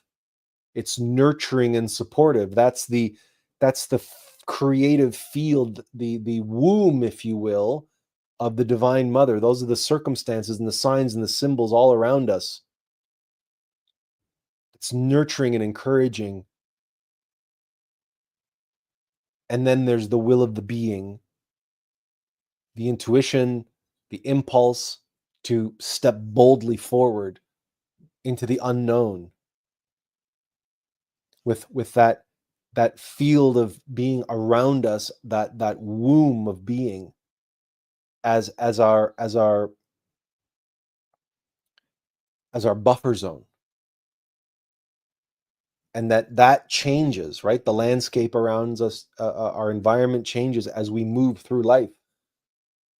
But as we move through life at any point in time, no matter how we are guided and which direction we go, we are always surrounded by that which is most conducive to our journey and our path and our journey of growth and development, and indeed our journey of death, of psychological death, and unbecoming what we presently are,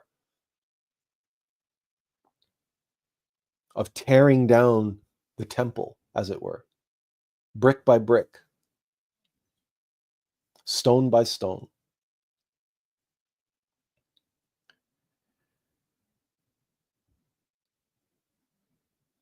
But the knowledge of that, the intimate knowledge of that, the direct experiential knowledge of that, is what gives us the faith to continue and step boldly into the unknown, into that uncertainty, such that it's not a fog of war.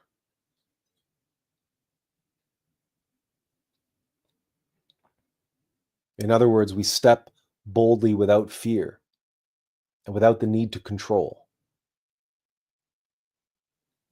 and without the desire for things to be running smoothly like a Swiss watch, and for comfort and security.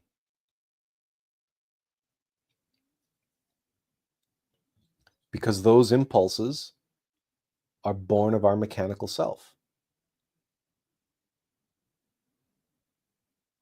Because it was Jesus who pointed out how comfortable the lives of the Pharisees were and how wealthy they were, and what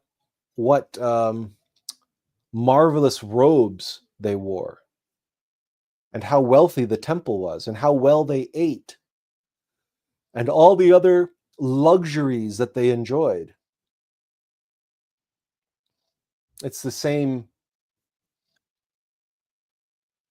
criticism that has been levied against the Catholic Church, for instance.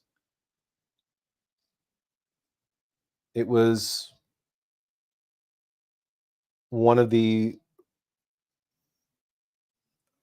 founding principles of the Franciscan order, which was founded by St. Francis of Assisi. Now, what the Franciscans have become, that's a topic for, someone else to talk about, the Franciscan conspiracy. But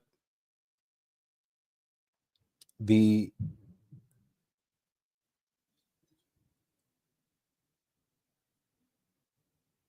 fundamental underlying wisdom is there, that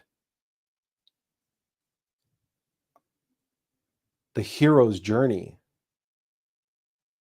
the delving into the darkness, into the unknown, was never meant to be comfortable, was never meant to be certain of what the outcome would be, or certain of the steps along the way.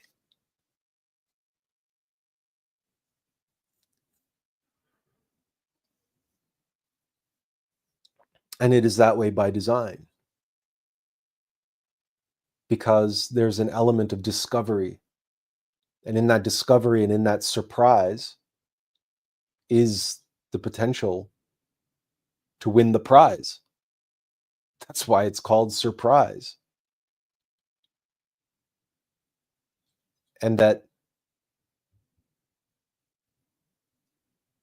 it is not by accident that the word novelty has at its root the word novel. And a novel is what we call a story, a life story of a character. The story of the hero unfolds in the pages of a novel. And people talk about spoilers, and they want to hear a review about a book or a review about a movie, but they say, oh, but no spoilers, don't tell me spoilers. Why? They don't want the novelty to be spoiled. They don't want the surprises to be spoiled. The discovery in the moment, the surprises, the novelty, the unexpected nature of the unfolding of a story. Isn't it interesting that we value that so much in our stories and in our entertainment, but not in our life? In life, we want certainty. Again, it's something to meditate on, but it's in that contradiction is a tremendous clue.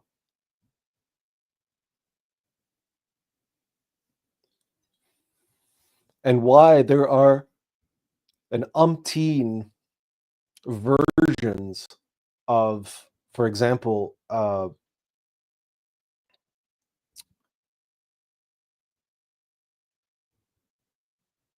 Salvator Mundi, or the Last Supper, or any number of scenes from the Bible or mythology. How many artists have depicted the same stories? Moses parting the Red Sea. How many filmmakers have made a movie about the life of Jesus, or the life of Moses, or Ben-Hur, or any number of these stories? They get remade, retold by different people in new and novel ways throughout history. It's the same with fairy tales. It's the same with legends. It's the same with, again, mythology, and even a story where we know the ending and we know the beats, we know what happens, but it can be reproduced, it can be represented, retold in a novel, new, surprising way. And we value that.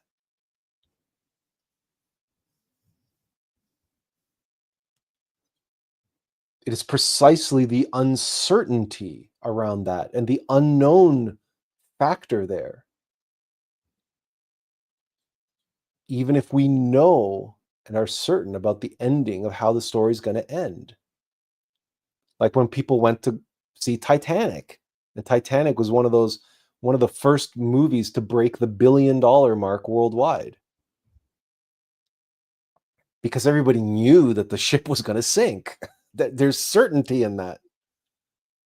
And yet so much around the telling of that story was profoundly unknown and unknowable. There was certainly so much in there that people were not expecting. But the proof is in the pudding. They kept going back and rewatching it over and over and over again in the theaters, helping to push it over the $1 billion mark, one of the first movies to do so.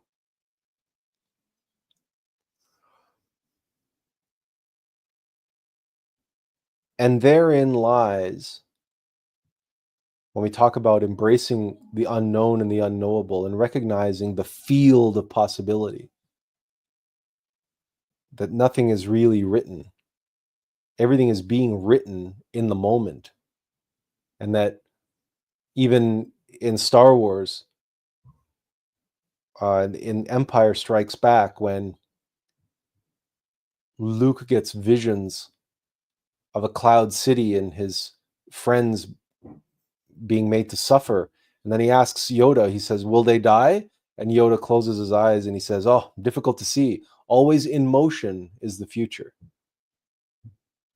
Future is malleable, it's changing, it's morphing, it's a field of possibility. And it's in this process of crystallizing. So as we take these steps behind me here, further into the darkness, it's the possibilities that are becoming firmer and firmer and firmer and more realized. Picture yourself, visualize yourself as you're stepping through time and space, that there is no time, there is no space. You remain in the same position. And it's the field of possibility that comes and begins to crystallize and begins to come into view as these steps that you see. And that you are in one place and those steps are appearing before you and moving beneath you and then disappearing behind you. And you only have this field of vision in the darkness that encapsulates a few steps, that the ones that you are taking now in these moments. And everything else just possibly was and possibly will be. But that the very purpose of your existence and the existence of the entire universe is for that field of possibility to know itself.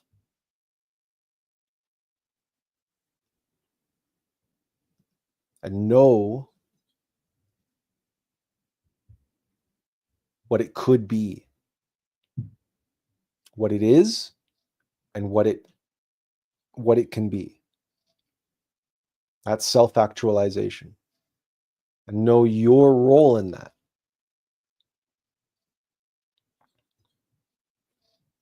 Is here now in this moment to take the steps in that process without relying on certainty past this present moment. Because any certainty beyond in the future, any certainty beyond in the past are just subjective mental games being played by the forces of determinism that want to control you and want to control the process.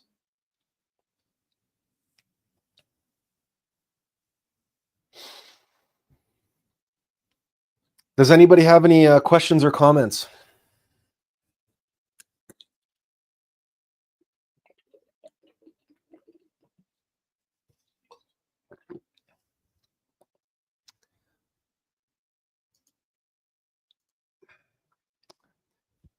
You guys have been a quiet crowd today and not a lot of comments or questions. It's a little strange. Hopefully everything's working, because if you have been making comments or questions, they haven't been showing up on my end. So, which is unfortunate if that's the case, but if it is, if you are trying to leave comments or questions, I won't be able to see them, will I? So yeah.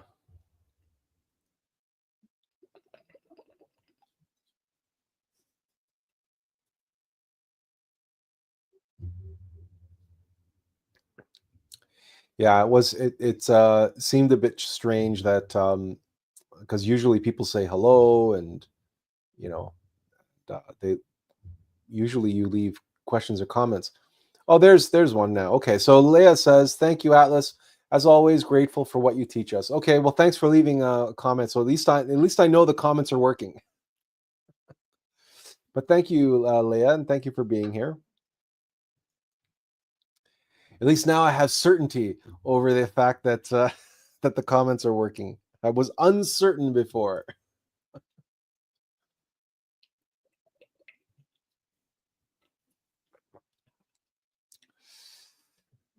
So I don't know what anyone has planned this week. Oh, of course, I would be remiss if I didn't say, "May the fourth be with you."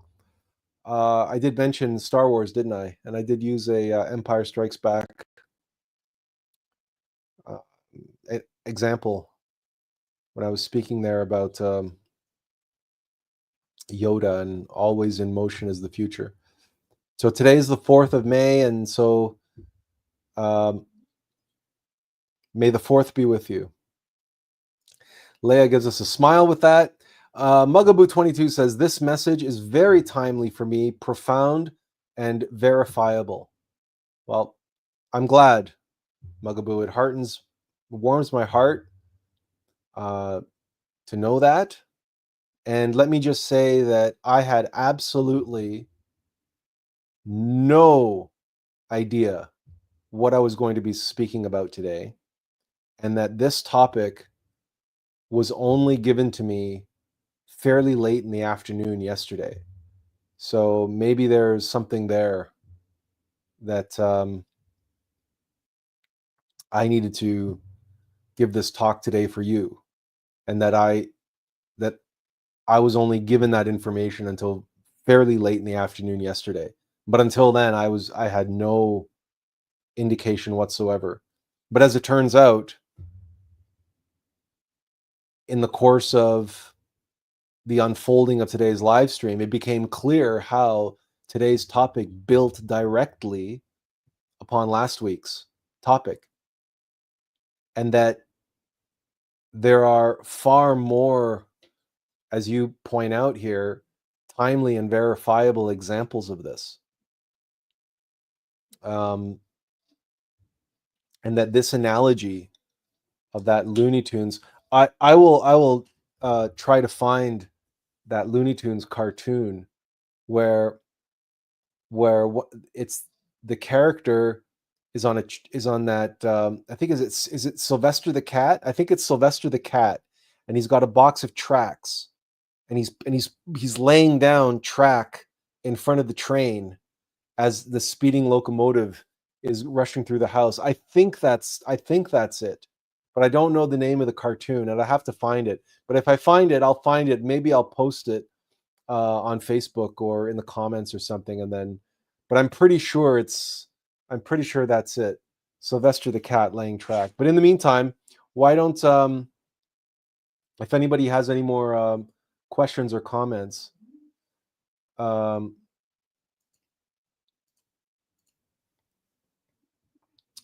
Mugaboo says, holding on to the illusion of the control we have is actually a recipe to remain in the rut. And oh, how much we love to stay in control. Yes, yes. And fear and control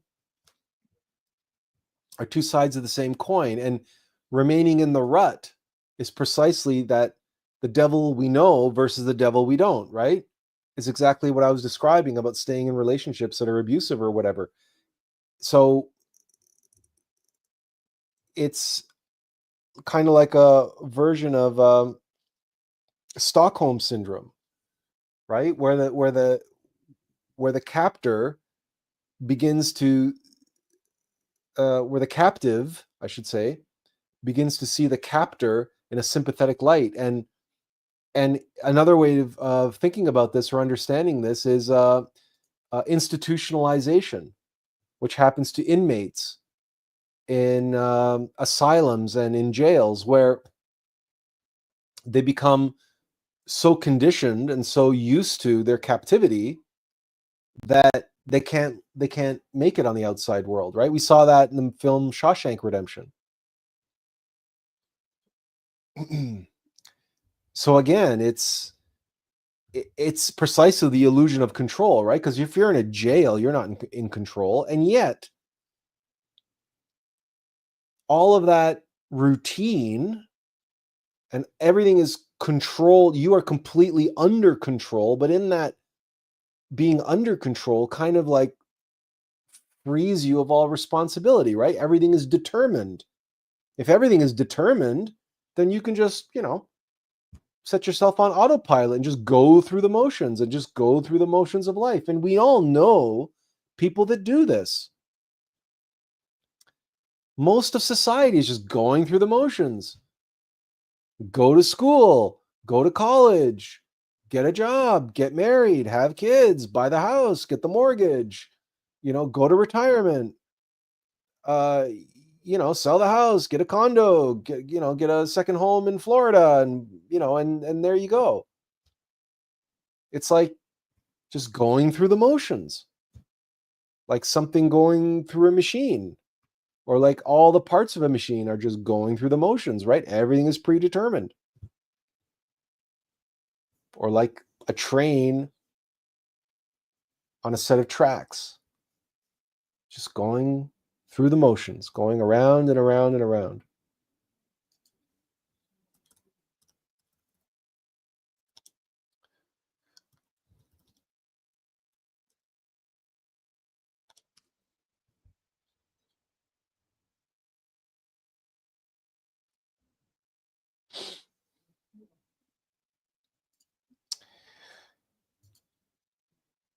Mugaboo says, yes, in Shawshank Redemption, what a great analogy. The ex-con rather kills himself than becomes free of his prison cell. Yeah, when he's in the halfway house, right? And he says, I'm tired of being scared all the time. He's scared all the time because the world is changed. In the 30 years that he was in Shawshank prison, the world, he says, everybody got themselves in a hurry. Everything moves really fast. Everything is too big, it's too wide, it's too open. Right? When someone's been living in a confined space, it's like Red says to Andy. He says he's lived in here 30 years. And here he's an important man. He's an educated man. Out there, he's nothing but a used up con. Right? The devil you know versus the devil you don't. Because that devil, right, makes you feel important, right? Gives you plenty of carrots dangling out in front of you to keep you stuck in that rut. It's comfortable in the rut. It's secure in the rut. Lets you go through the motions, lets you kick back and relax. And yeah, you're a passenger on the train. You don't need to watch the tracks. It's not like when you're driving on the highway where you got to watch the road. You got to keep your eyes open. Got to keep your eyes on the road. Got to check your blind spots. You got to stay aware and awake. Even if you are just on the freeway going in one direction, it doesn't matter. You got to, you have to be aware and awake. But on a train, you can sleep on the train. All of this is worthwhile, like playing out in meditation, these analogies, these allegories. Say, what kind of life are you living? Are you on autopilot?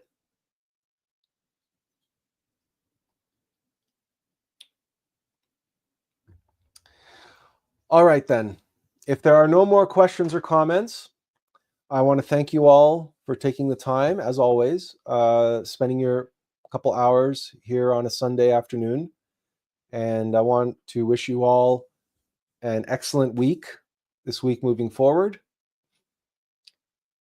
step boldly into the uncertainty of this week and allow whatever is going to materialize out of that darkness beneath your feet, meet it with an openness, with an allowing, with a relaxation, and with the faith that your divine mother and your innermost being has got you covered. And all your job, your free will, is to remain aware, awake, conscious, and choose to keep stepping boldly forward into that unknown, into that uncertainty, and discover and receive the novelty as it arrives, and allow yourself to be surprised and be the physical embodiment, the vehicle, the vessel for your innermost hero who is undertaking this heroic journey, and participate in that. And know how much more rewarding that is than going and watching the same old formulaic story or TV show that's been played out 1,000 times, 1,000 different ways, right? That Hollywood, just the slop content that Hollywood pumps out, right? How much less rewarding is that versus something that's truly novel and surprising and engaging and heroic and revealing of timeless universal wisdom? That is the story of our lives. That is the challenge that is set before us, of facing the unknown of that and allowing ourselves to be done in that telling. Benjamin says, the comfort the prison cell gives them is also a rut. Yes, absolutely. And he follows that up and he says, it's two big ideas, the cell and the rut, but it comes to mind. Yeah, absolutely. Absolutely. Because what is a rut? A rut is that which contains you. It holds the wheels in a certain direction in a certain way, right? Well, what is a cell? It contains you. It holds you, right? It restrains you, which is another way to think of a cell, because you think of shackles, you think of handcuffs, right? You think of, in law, they even call it a restraining order, right? That someone goes to court to get a restraining order against an abusive spouse, an abusive husband, or what have you. And the court orders makes a restraining order, right? To restrain. And that's what we're talking about here, because that's what a rut does. It restrains the wheels, like the track of a train restrains the train from going in any direction. So a cell, same thing. And the rules inside of that cell, inside of that jail, same thing. Leah says, blessings all, much love. Thank you, Leah. And all the best to you. All the best to everyone. Take care. Thank you again. And as always, inferential peace. Take care, everyone. Bye for now.